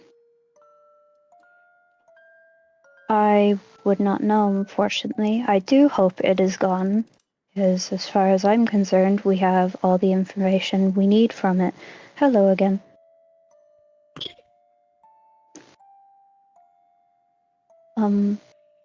But I do not know where it is, or I know it isn't safekeeping under multiple magic spells, but Well then. that's all I know. Does that put you at ease? Yeah. A little bit. Okay, I'm glad I was able to provide at least a little comfort. Yep. Yep. I good. Okay. But I will take my leave now. Yep. Bye. Adios. Ciao. Alright. Take Have a care of good yourself, one. please. Goodbye. Yep. Bye. Bye. Bye. Bye. All right. So yeah, no, we know that's a lie, right? Because we already know that Orion in the mask. Our own little theory. That they're Yeah. the same person. Do we trust them? No. Well, there's another one to my list. You hear that? Anthracite, wherever the hell you went. Inside now. That person can't be trusted either now. They look suspicious.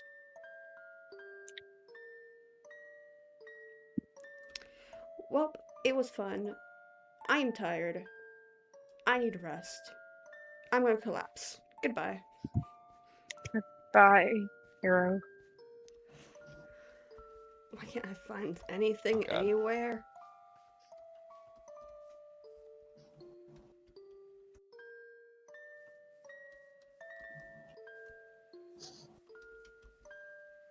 Can you There's crawl? no hospital. There's no doctors. Hello, friend Arrows. How? I got a Rex jump scare. Hi.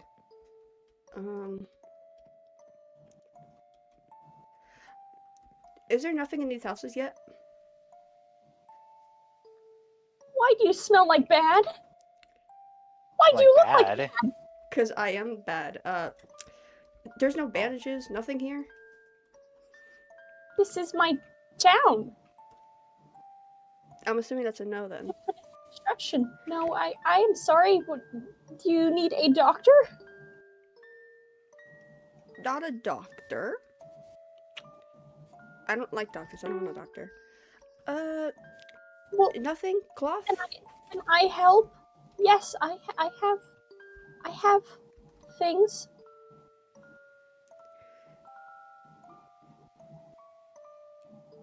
Can I help? Help is a strong word. You Can give I me assist things. you? Yes, that is helping. Extra cloth would be nice. I don't know what I expected by statues, but Okay, Sandwich, you stay there. Yes. I go get. Okay. yeah, I don't know what I expected from literal rock people, but this is not it. Oh, yeah. Yeah, you have been looking great now. No, I look great. I'm great. I am great. Oh. I'm the And best. so many cameos in this one. That's not really what I meant, but What you're saying, I'm not. like, no, I'm saying like physically, like you don't look great. Like you kind No, of I'm look great. beat up a little bit. No, I know that. I mean in like the sort of way that you look a little bit injured, like that kind of way. Just a little bit. Yeah, just a little bit. Come sit. I can do it. I can do it. You can just hand it to me. No. Yeah, you could just give it to me. I could do it. It's fine. I'm fine. So you know everywhere that you are hurt? Yeah, I can feel it. Okay. Well, how are you going to fix the rib? That takes 2 hands. I don't think you can do it. I can help. You know that's all right. You could just hand me the cloth. It will heal on its own. No, it's not how it works. I have learned.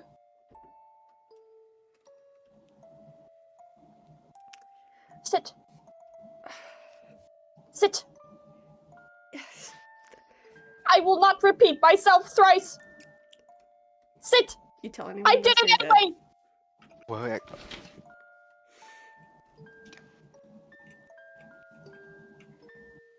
Who did this?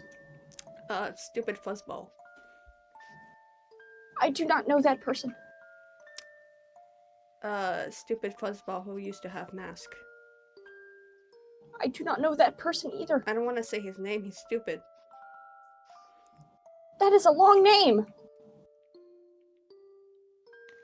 Who is I don't want to say his name. He is stupid.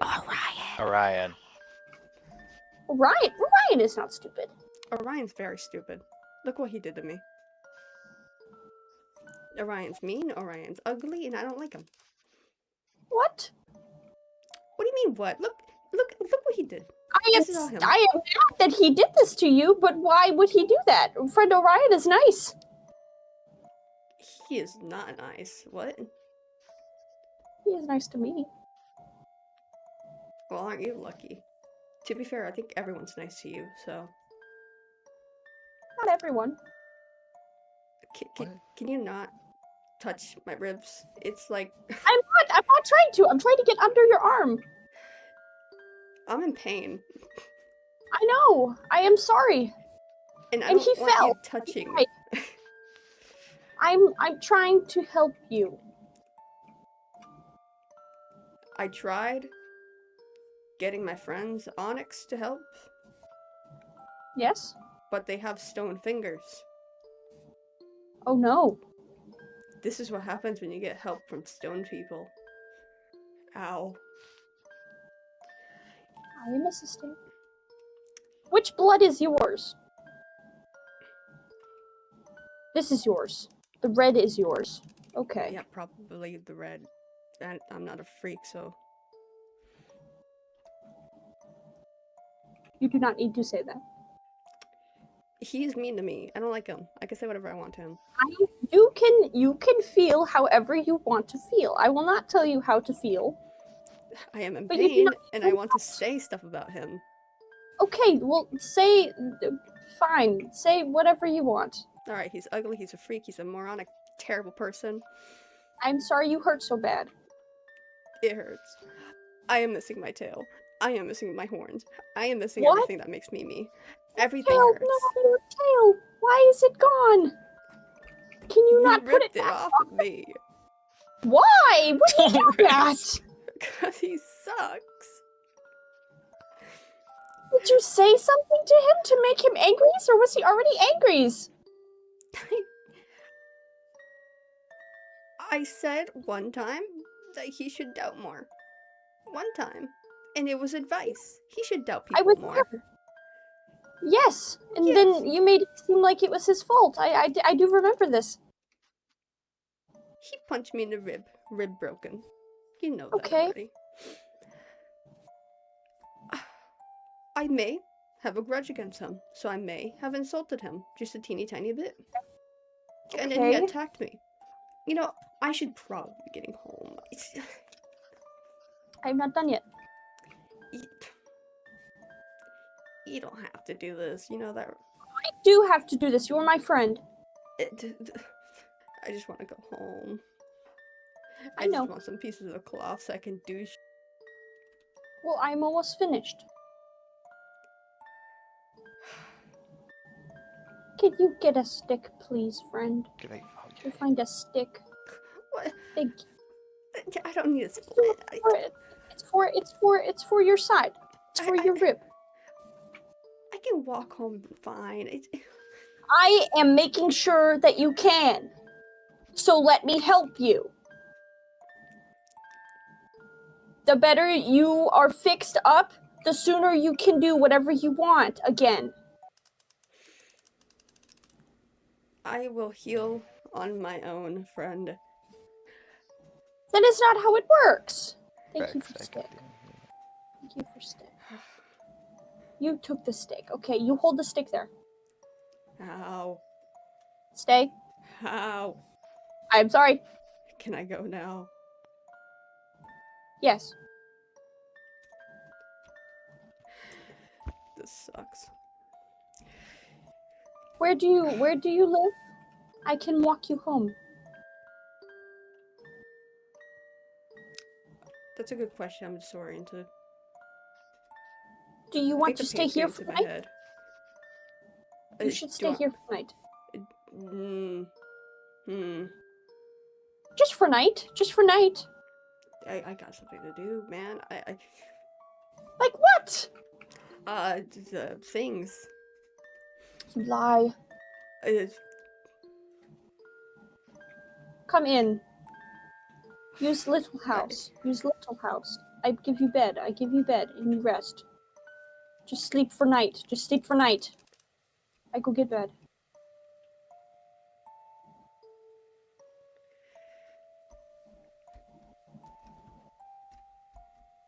I gotta go.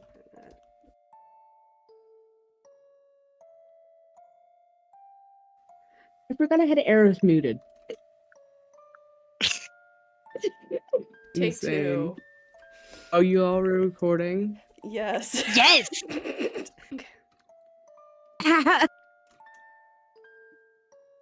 Alright, take number 67.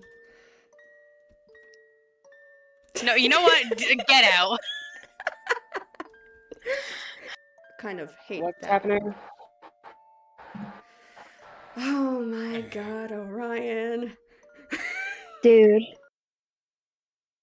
All right, that was a very long video.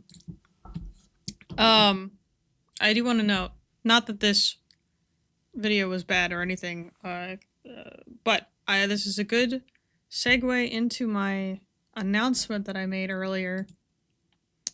Hold on. About video and audio posts. Sorry, turn my camera back on. Today, a change was made regarding video and audio posts in Lore Tuesday. So past this day, please make sure to adhere to this. Not that this video wasn't adhering to that, but video and audio entries count as 120 words for every minute. So we have a 5,000 word limit per week. So to calculate how much a video or audio entry would count towards the limit, you take the length of your video in minutes, so for this it'd be 26, if we do like 25 or whatever, and then you multiply it by 120. So 25-minute video would be 3,000 words of the limit. I've calculated this because I read for Lore Tuesday, at roughly 122 words per minute. I've made it 120 just because that's easier.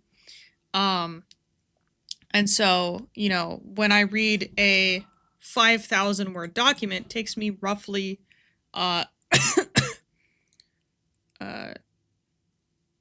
40 minutes. I think that's what it is. Yeah, 40 minutes.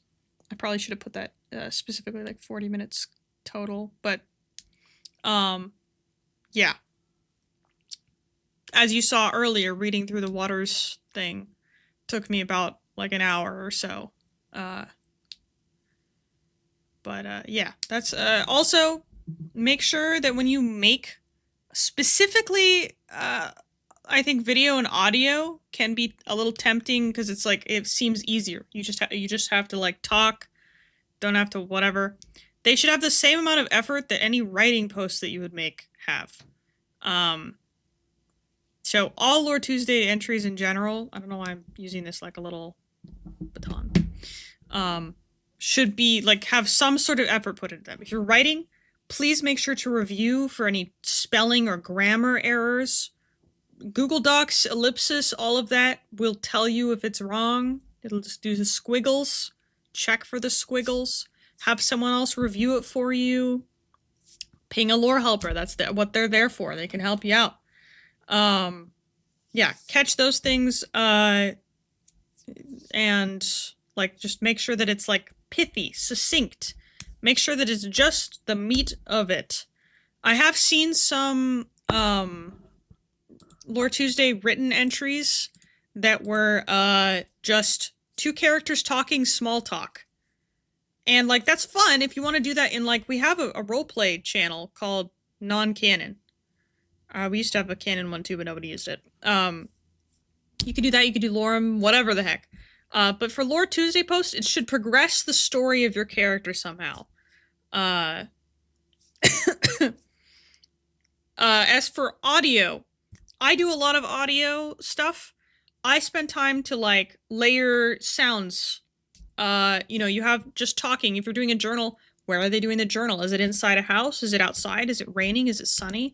Is it by water? Is there a stream running? You know, give some like context. You know, if someone's walking around while they're making a journal, if they're just standing still, and please have a script. I've had Lore Tuesday. This hasn't really happened this season, but last season there were a lot of journal entries that were like 8 minutes long each. That was just someone talking off the top of their head without a script. And it was really hard to follow because when you're just talking off the top of your head, you don't know where you're going. You at least have an end goal that you're talking about. But the best thing is to have a script and read from the script. Read it through a few times first out loud and then record it. That's what I would suggest. And then edit it. If you're like, actually, you know, this part can be cut out or this needs to have that or this or that, use it for storytelling. Every post you make, you should strive to make it even better than the last. And you can do that. I believe in you. And then video entries. Frog is a fantastic example of someone who puts a ton of effort into their videos. Video entries, I think, should be at least minimally edited. So you should cut out points in time. Like, you can see Frog. When I speak, when I'm doing like roleplay and stuff, when we're doing the faction meetings, I mumble, I say and ah, I repeat myself. It happens. Cut those parts out so that people don't have to listen to it again. Because you have that opportunity in post-production, you can cut those things out. If you are rambling about something else or whatever, like, cut that out. If you, again, have some sort of script or at least bullet points. Because if you're making a 30-minute long video, which would be very close to the limit, by the way. If you're making a 30-minute long video, that should be packed. What I don't want to see, and again, no offense to people who do this, please avoid having videos where it's similar to the writing that I was talking about, where it's just small talk, or like just unscripted role playing. Like after faction meetings, I know a lot of people do like role play with each other and everything. That's great. if you're going to do that, cut it down to just the parts that are really important. Because it's really fun in the moment with your friends. You're all role playing and you're having fun, and funny stuff happens. But it takes up a lot of time on Lord Tuesday, and a lot of time it's really hard to see that it progresses things at all. But yeah, please edit. Please have a script. I know I sound picky and like I'm being like a director, teacher, whatever, but the SMP is a lot of like a learning opportunity. We're here to help people become better storytellers overall. So nothing I ever say, I'm never ever saying that what you made is bad, because I don't think anyone who actually takes time to create something has made something bad. Especially on the SMP. I think everything that you write is wonderful, unless it's trying to troll me or something. That's happened. But I do think that, I try to give pointers, and the lore guidelines are to try to help people push themselves and improve. Because if it was just like a free-for-all, I mean, everyone will just be making 2-hour-long rambling videos, or every 5 seconds they would post everything that comes to their mind. But yeah, also I changed stuff to the 2-character limit rule. I don't think I mentioned this last stream. Yeah, because this was after. Playable and writable characters are 2 at a time. You can have 2 characters playable at once. And if you want to make more, you have to remove one of them from the story permanently for the entire season before making a new one. So you can kill them off, you can have them leave Solace, you can just stop mentioning, well, you don't have to stop mentioning them, I guess. You should really, stop writing about them. If you want to bring someone else in. Main characters have to be owned by active members of the SMP. You cannot write for your other friends, characters as if, they're your own characters. So, that's not what I'm trying to say. If you were trying to use your friends to up your own character limit, hey, I have 2 more characters that I want to add, but I already have 2. So how about I bring my friend in and that's their characters, but I'll write all the lore. They're still playing on the SMP and stuff. Don't use that to circumvent the 2-character limit. We can tell. Alt accounts can't own characters. Alt accounts for lore and stuff are totally fine. If you're trying to ban evade, that's not fine. But I have the We Don't Have Many Days account that I use to post for Echo related stuff. But those can't own their own characters. And then NPCs in your character's story are allowed, even recurring ones. You can have recurring NPCs. I have Kevin. Kevin is my recurring NPC. But any NPCs created have to be free to use by anyone else without permission. So any of you can use Kevin. You can write him, however, because he does not have a detailed backstory, and he is not the main character of Lore Tuesday entries. Everything, also specifically to Kevin, everything's canon with Kevin. You can do whatever the heck you want with him. He's died and come back to life so many times at this point. He was everything in his, in his golden age, the prime of his life. But yeah, if you want to make an NPC to have, show up in your story for whatever, I know you do have, so there's a difference. I do want to clarify, because Belios, you have a lot of side characters that are not your main characters. Those are not NPCs. It's different, because if you have stuff that's backstory or whatever, I understand that. But your 2 main characters that you are writing from the perspective or getting detailed backstories, that is Belios and Adohim. Adohim. I actually still don't remember how to pronounce the name. Can I make Kevin the person who sells jam and butters to Truffle? Yeah, of course. Yeah, you have a lot of side characters. And side characters, they're not on Solace. If they're on Solace, they're probably going to be NPCs. If you suddenly brought a bunch of those people, Spider Guy and all of the gods and stuff that were on Solace. Actually, wait. What happened did Zephyr leave? Or is Zephyr still around? No, Belios isn't around right now because he's... Wait, I'm confused. Do you have 3 characters?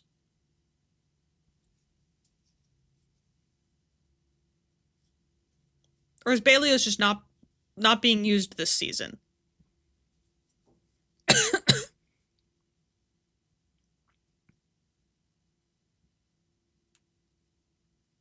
Spider-Man? Get me pictures of Spider-Man! Zephyr's around and Anakim is pretending to be Belios. Okay, but Belios is out of the picture. Currently. Okay. Yeah, that's fine. Yeah, I just don't want people to have, like, well, it's technically a side character. You know, I only write about them once in a while or whatever. NPCs are any character that's on Solace and actively participating in the story, but is not like your main character, and they have to be used without permission from anyone else. They can't have, like, detailed backstories. It can't be about them, you know? They're there to assist your, you know, your character's climbing a mountain and they hand them the rope, you know, or whatever. Like, they're a nurse in the hospital that was very nice to your character or whatever. Like, that's fine. And we made that list of Navy NPCs. You can use all of those without permission. All of these ones, Victoria here is Lieutenant, she helps oversee the resource center. There's Soul, he's just working on Solace. There's Ellen, who is in charge of the Solace Relief Group, like the community center or the resource center or whatever. Or I guess, yeah, Victoria is in charge of the resource center. Ellen is in charge of that. I don't know. I made stuff up. And then Lef is just here, assigned here. Dr. Lagan is on working the medical tents, and then Des is security. So if you need someone working security or whatever, there you go. They can show up. Anyway, I made all those free to use. You don't have to ask permission to use them. Freya, what if your characters share the same body? I get that a lot. So it really depends. If you have two separate consciousnesses that are sharing the same body. So for example, when Orion had the mask on and had like that, you know, demon thing or whatever, if the demon thing like has its own personality and character that's being written about in detail, like we saw, when they split off, it was a separate character for a little bit. That would be counted as two separate characters in one body.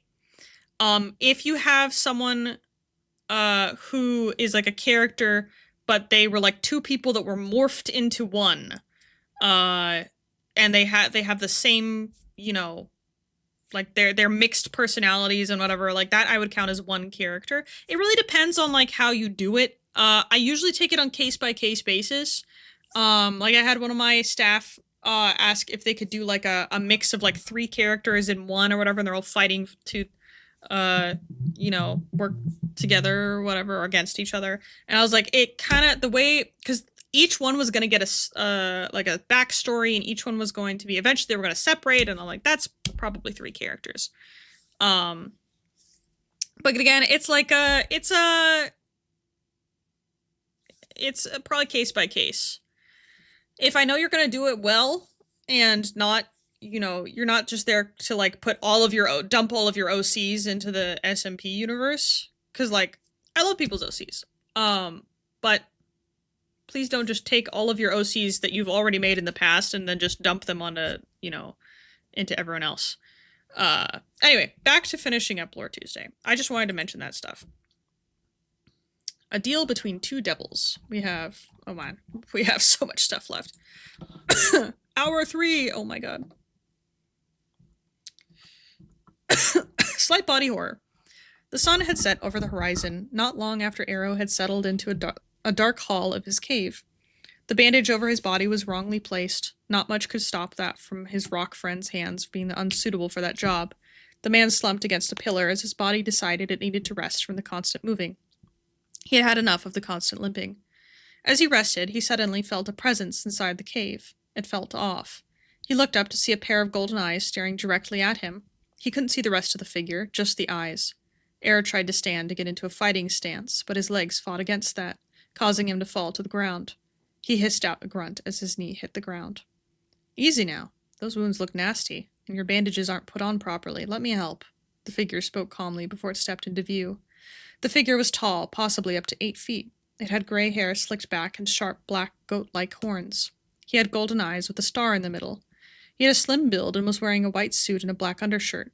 This was the same man posing as Balios. Oh! I don't need your help. Arrow's tired eyes stared at him as he carefully placed himself back onto his seat. Who the hell are you, and why are you in my cave? My name is irrelevant, but your wounds are, my friend. And for what I'm doing, I want to help. I truly am a sucker for helping others. And breaking into people's homes, apparently. The man smiled widely before speaking again. Your wounds still bleed because of the condition your bandages are in. The man stepped closer towards the other, before crouching down next to him. Arrow scoffs, trying to tighten the cloth bandages himself. Yeah, sure, buddy. Look, I couldn't care less if you're here for revenge or you think it's funny to just watch me struggle. If you want to help, then I suggest maybe actual wraps. I don't know what I expected from my home housing statues, but I can find any first aid anywhere on the way here, and there's no way I'm going near a doctor. Arrow sighs, looking down at his hands, still covered in dried blood from the fight hours earlier. He's never been in this much pain. Healing and strength were his best qualities back at home. He knows that leaving was his worst mistake yet, and now Arrow gets his karma. If only I had my dang power, Arrow whispered and groaned, reaching for his broken-off horn on his head. Adonhim's smile turned to a grin before growing back to the kind smile. He gently brought his hand to Arrow's wrist, took it into one of his hands, and hovered the other over the palm of his hand before muttering under his breath. His palm began to glow golden as he waved it down his arm, the pain being relieved and the bandages redoing themselves. He did the same to the other arm, and then he let Arrow go before removing the rest of the bandages on Arrow's body. He then stood and held his palm out, the hand still glowing. He waved his hand over Arrow before snapping. New bandages appeared, wrapped well over the wounds, and the pain slowly relieved itself. He then knelt beside Arrow again. Do you want your magic back? Or at least a substitute for it? I can create any ability for you. Arrow's eyes widened, staring back at the tall man's eyes. You know, normally I'm the one who makes deals. Arrow started to smirk as he noticed the pain missing from his body. Now that's what I'm talking about. Arrow moved his hand to the ceiling, getting a clear view of it. I hate feeling so weak. That stupid, ugly, tallish fuzzball attacked me out of nowhere. Arrow tilted his head, barely hiding his disgust for Orion as he explained how he was the one who ripped off Arrow's limbs and tore his skin. Never a crack in Arrow's false smile as he told his fake side of the story. But if you can give me back what was rightfully mine, sir, well, I might be willing to make you one of my deal makers. Arrow looked around to his throne on the other side of the room and lifted his arm to point at it. See that? That is mine. My throne. As a king. I can't be seen like this sitting on it, and you're one of the few to see me in this state. I never asked for you to see me or help me, so now you owe me an explanation. His smile widened slightly, thinking he was in control of the situation in front of him, though he knew nothing about the figure in front of him. Well played, my friend. I guess I do owe you something. My name is Adonhim, and back home I was a god, loved and cherished by all. Yes, please tell me how to say the name. How do I say it? It's a donum. A donim? It is a donum. A donum. I've been saying it so wrong this whole time. A donum? Oh my god. I've never been corrected. I struggle every time I say it. Oh my god. No. Ah, thank you, Light. Okay. Adonim. My name is Adonim. Adonim, I hardly know him. And back home I was a god, loved and cherished by all, until newer ones replaced me on my divine throne. The mortals casted me out, saying I was evil, when all I wanted was to help, but they never believed me. He paused for a moment. But then I heard the most silent plea for help, and what kind of god would I be if I didn't? So I followed you, and I can help restore you to your rightful power, put you on the throne better than you could have dreamed of. But I just need someone to gather more so that I may help them get what they desire. Adonim spoke as he looked to the throne. He stood up from the other and took a step towards the throne and outstretched his hands before turning to face him. So, my king, will you be that one? Arrow laughs as his eyes glow a bit red, looking up to him again. I don't know what you're playing at, but I've never asked for help. Arrow takes his hand and pulls himself to face Adonim closer. From one dealer to another, I'm less than convinced. You're lucky to find me now, however. So I shall take your hand, and you will give me my power that I had before. I want to be me again. I want to be feared again. In return, I will gather whatever the hell you want. I'm good at pushing out those secrets. Arrow holds onto his hand tighter as he gives himself a little ballroom twirl with his hand above, before pulling Adonim towards the throne. You're my friend now, right? Let's go do this then. Make this deal. Adonim grinned as he was pulled towards the throne. Yes, I am your friend, and this deal shall forge a wonderful path forward, Adonim said as he followed Arrow. As the two came to the throne, they stopped a few steps before it. They looked at the scale before turning towards each other. Adonim held out his hand again since they had let go after stopping, his palm glowing once again. He took the other hand into his and then reached his other hand to his chest. For me to gauge the power you once had, I must understand how it used to feel, so this might sting. He chuckled as his palm began to glow against the other chest. He began to have flashes in his head of the power he once held, the way it felt, the weight it was on his heart. And then his hand connected to the other's hand began to pulse. The strings of magic wrapped around both of their wrists, transferring magic from one to the other. And as the magic began to transfer into Arrow, his body began to change with it. The more magic he had, the stronger his form would be. Sickening cracks could be heard from Arrow as his bones seemed to move. His teeth turned sharper while his jaw dislocated to make more room for more and more bone-white teeth. The cracks multiply into a cruel rhythm. Arrow's face, however, never changed, as if he was used to the feeling. Looking up towards the ceiling, he laughs, knowing and remembering this familiar form. Arrow's hands turn into a darkening look, with his nails turning into claws, longer and fusing into the black fingers. His bare feet on the cold, jagged stone floor turned to match his now black hands. The shadowed-looking skin grows, wrapping up from one leg to the opposite arm on his body as his spine shifts almost to leave his back, setting into a showing backbone.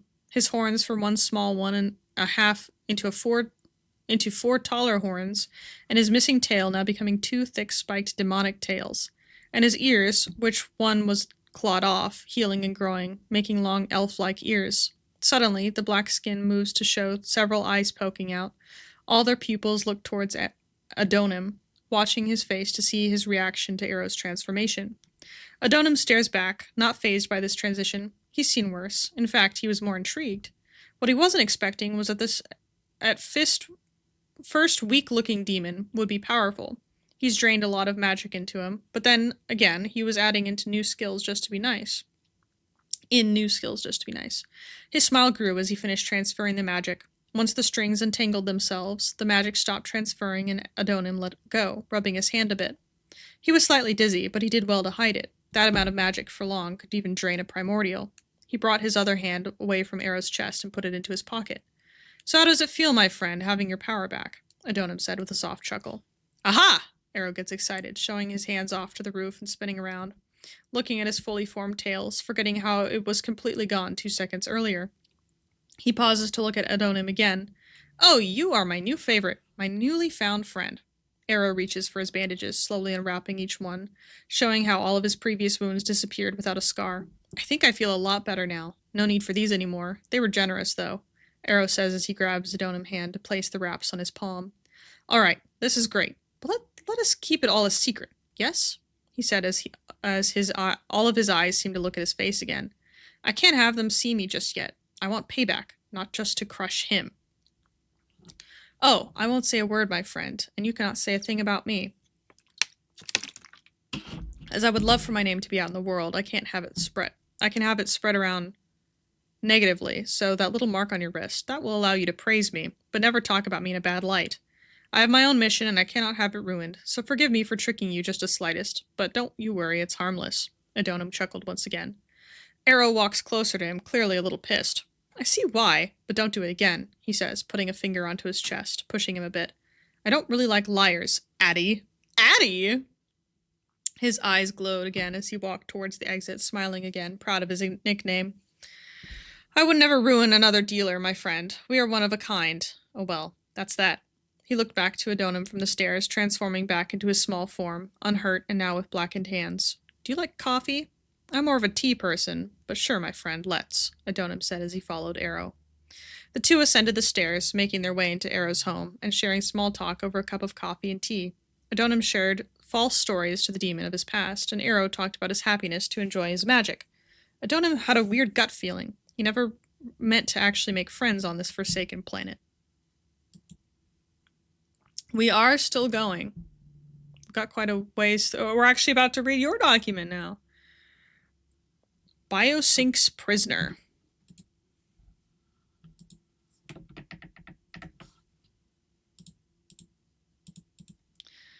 Sir, we have the Rainbow Walker in custody. Good. I want 24 surveillance on him, and get someone to interrogate him. I want to know how he was able to get past our security so easily. Yes, sir. Right away, sir. We have several armed guards in the room just outside of his cell. Dr. Leff is currently preparing a series of questions to ask him. Good. The Rainbow Walk is finally ours. Walker? What are your plans, sir? He's clearly not like the rest of us. There's something strange about him. If we can figure it out, we specialize in genetic engineering. Think of the money we could make off of a specimen like him. Cell 132, no life forms detected. Prisoner 0140 has breached containment. Sir, the Rainbow Walker isn't in his... I know that. Get me eyes on him immediately. Do not let him leave this facility. Prisoner... Oh, it's Maunder, of course. Nice try, guys, but next time put me in a cell that's a little more sturdy. That was a cakewalk. Read the link first before the video. All right, we have journal.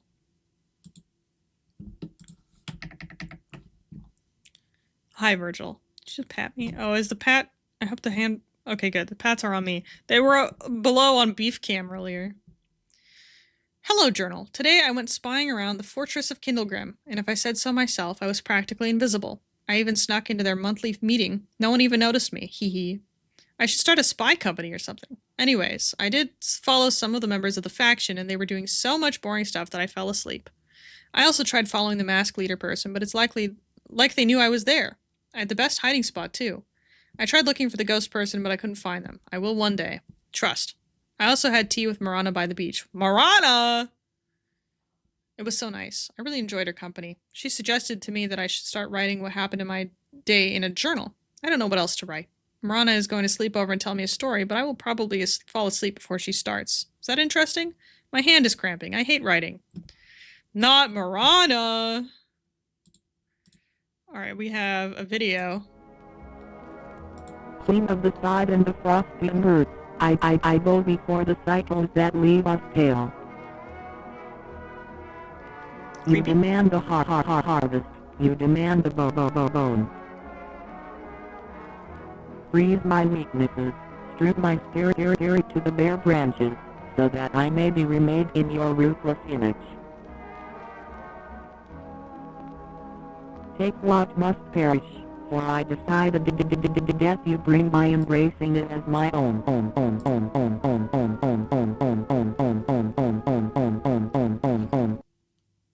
Oh, it's kind of a good beat. Sorry. What was said in the video, Queen of the Scythe and the Frostbitten Earth, I bow before the cycles that leave us pale. You demand the harvest, you demand the bone. Freeze my weakness, strip my spirit to the bare branches, so that I may be remade in your ruthless image. Take what must perish, for I defy the death you bring by embracing it as my own. Another cult? Oh my gosh, we have so many cults. Diary entry 2. Oh, it's Truffle. Poor Truffle. July 21st, 2498. This week has been completely and utterly draining. Start up the music again. It all started last Tuesday. I had ran out of jam for a while by then. All I've been eating is bread, and that gets quite boring without anything else added to it. It was supposed to be a simple grocery run. That was all it was meant to be. All it should have been. And then Lucky approached me. Instead of yelling at me or getting mad at me like I would have expected, she just talked to me. I still find that surprising, especially considering that she knew what I said. Light had told her. We caught up, although I was much less open. In the end, I did something idiotic. I lashed out trying to get Lucky to stop worrying about me. And still, she didn't get mad. No, she responded with more kindness and more patience than I could ever deserve. In the end, I didn't even know how to respond, and I agreed to meet up with Lucky at her house. I should probably get to doing that. It's already been a week.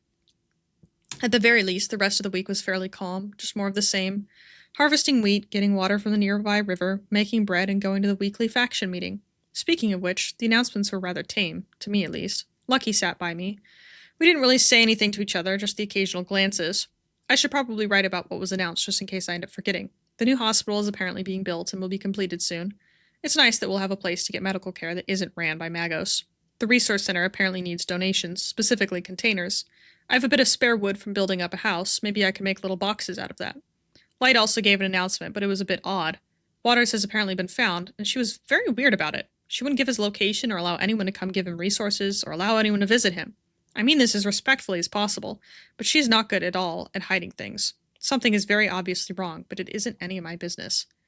Oh, how could I forget about the other announcement that was made? This guy Rex, he came into the meeting running and out of breath. It was actually a bit concerning, but he said that he has a town where anyone is free to live. I found him right after the faction meeting to ask some questions. Anyone is allowed to live there as long as they aren't currently dangerous or unkind to others. He said that as of right now, it's only him and his friend. There's also no rent. He said that if I didn't have the money, I wouldn't have to pay, but that just feels wrong. We came to the agreement that I could move in and then get a job to pay it off. More than anything, I'm happy to live near people again. Maybe it's not so much the loneliness as it is the sense of security. With everything that happened with Eclipse last season... Era? Year? In season 6! Of the Smile SMP, sorry. I really don't want to be where I am right now. That place being alone and isolated in the middle of nowhere on a mountain. Well, I should probably go start packing up if I hope to move in anytime soon. I should also probably figure out plans with Lucky. Very last minute audio from Light.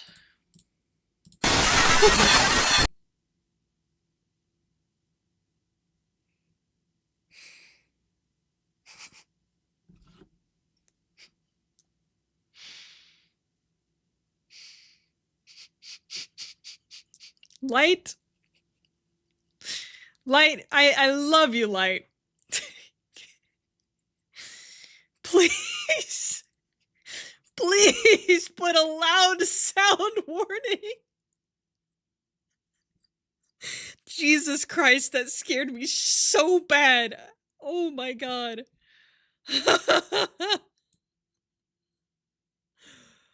Okay. Whew. It's funny, but holy shit, that was loud. I'm scared now. Does it do it again? Listening to me.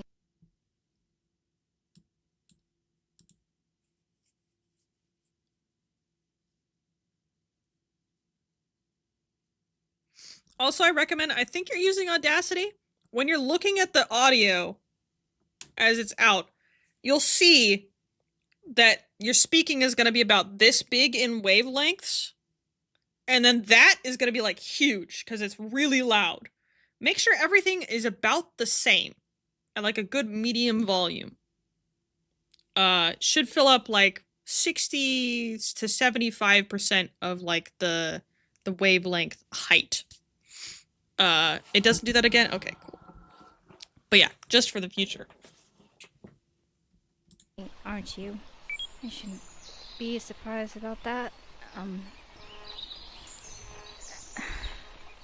You automatically started recording, didn't you? Fuck. Okay. You don't need to do that every time I'm stressed or exhibiting behaviors you deem concerning. I know, that's the condition I set for recording, but come on, can't this be an exception? Fine, I'll make a statement. I think I messed up with Rex, asking him to be silent about something. About the kings. Well, the king he met. He's right. Rex is right. I should warn people. I don't know about telling the Navy, but I should at least warn people that something is happening. Who would believe me? who in the right mind would believe that something is coming from an alternate reality? Traggle might. Traggle's dealing with that greed demon, and he's coming from another realm, but coming from a different realm and coming from a completely different reality is just... I don't know. Alternate realities were just theories to the scholars of my planet. Of my home planet. I don't know if anyone else studied them.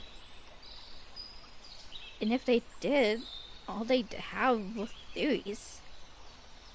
None of it was ever confirmed. None of it was... I don't know, just... No one truly believed there were alternate realities. They didn't want to believe it. And why would they? There's no visible proof of alternate realities. No one has been able to cross that line. I don't know. I'm tired. Just stop this recording. No one else needs to hear this. Poor Light. At least you found your dad. Oh yeah, we have Scale PS. V1. Solace climate and long-term erosion protection suit. Interesting, right, because you're a sandwich. Multi-layered waterproof layers. Who made this word? Expanded polytetrafluoroethylene. Water? Check. Molding? Check. Lava? No. Hydrostatic pressure? There's lots of science stuff. Suit vital systems, vital signs of any kind detectable only in highlighted areas, 2 to 3 inches in the skin. Optimal temperature. Beyond -18 restricts movement. Insulation within inner polymer layers. Oh, this is all very sciencey. I like it. Salby now. Salby later. Moldy. Old. Dead. 5% erosion per month when temp is around 75 degrees. Using the... I don't know what that word is. Archimedes equation to calculate the rate constant of the erosion reaction. I can find my optimal long-term erosion body temp. This is so cool. NPC list. Oh.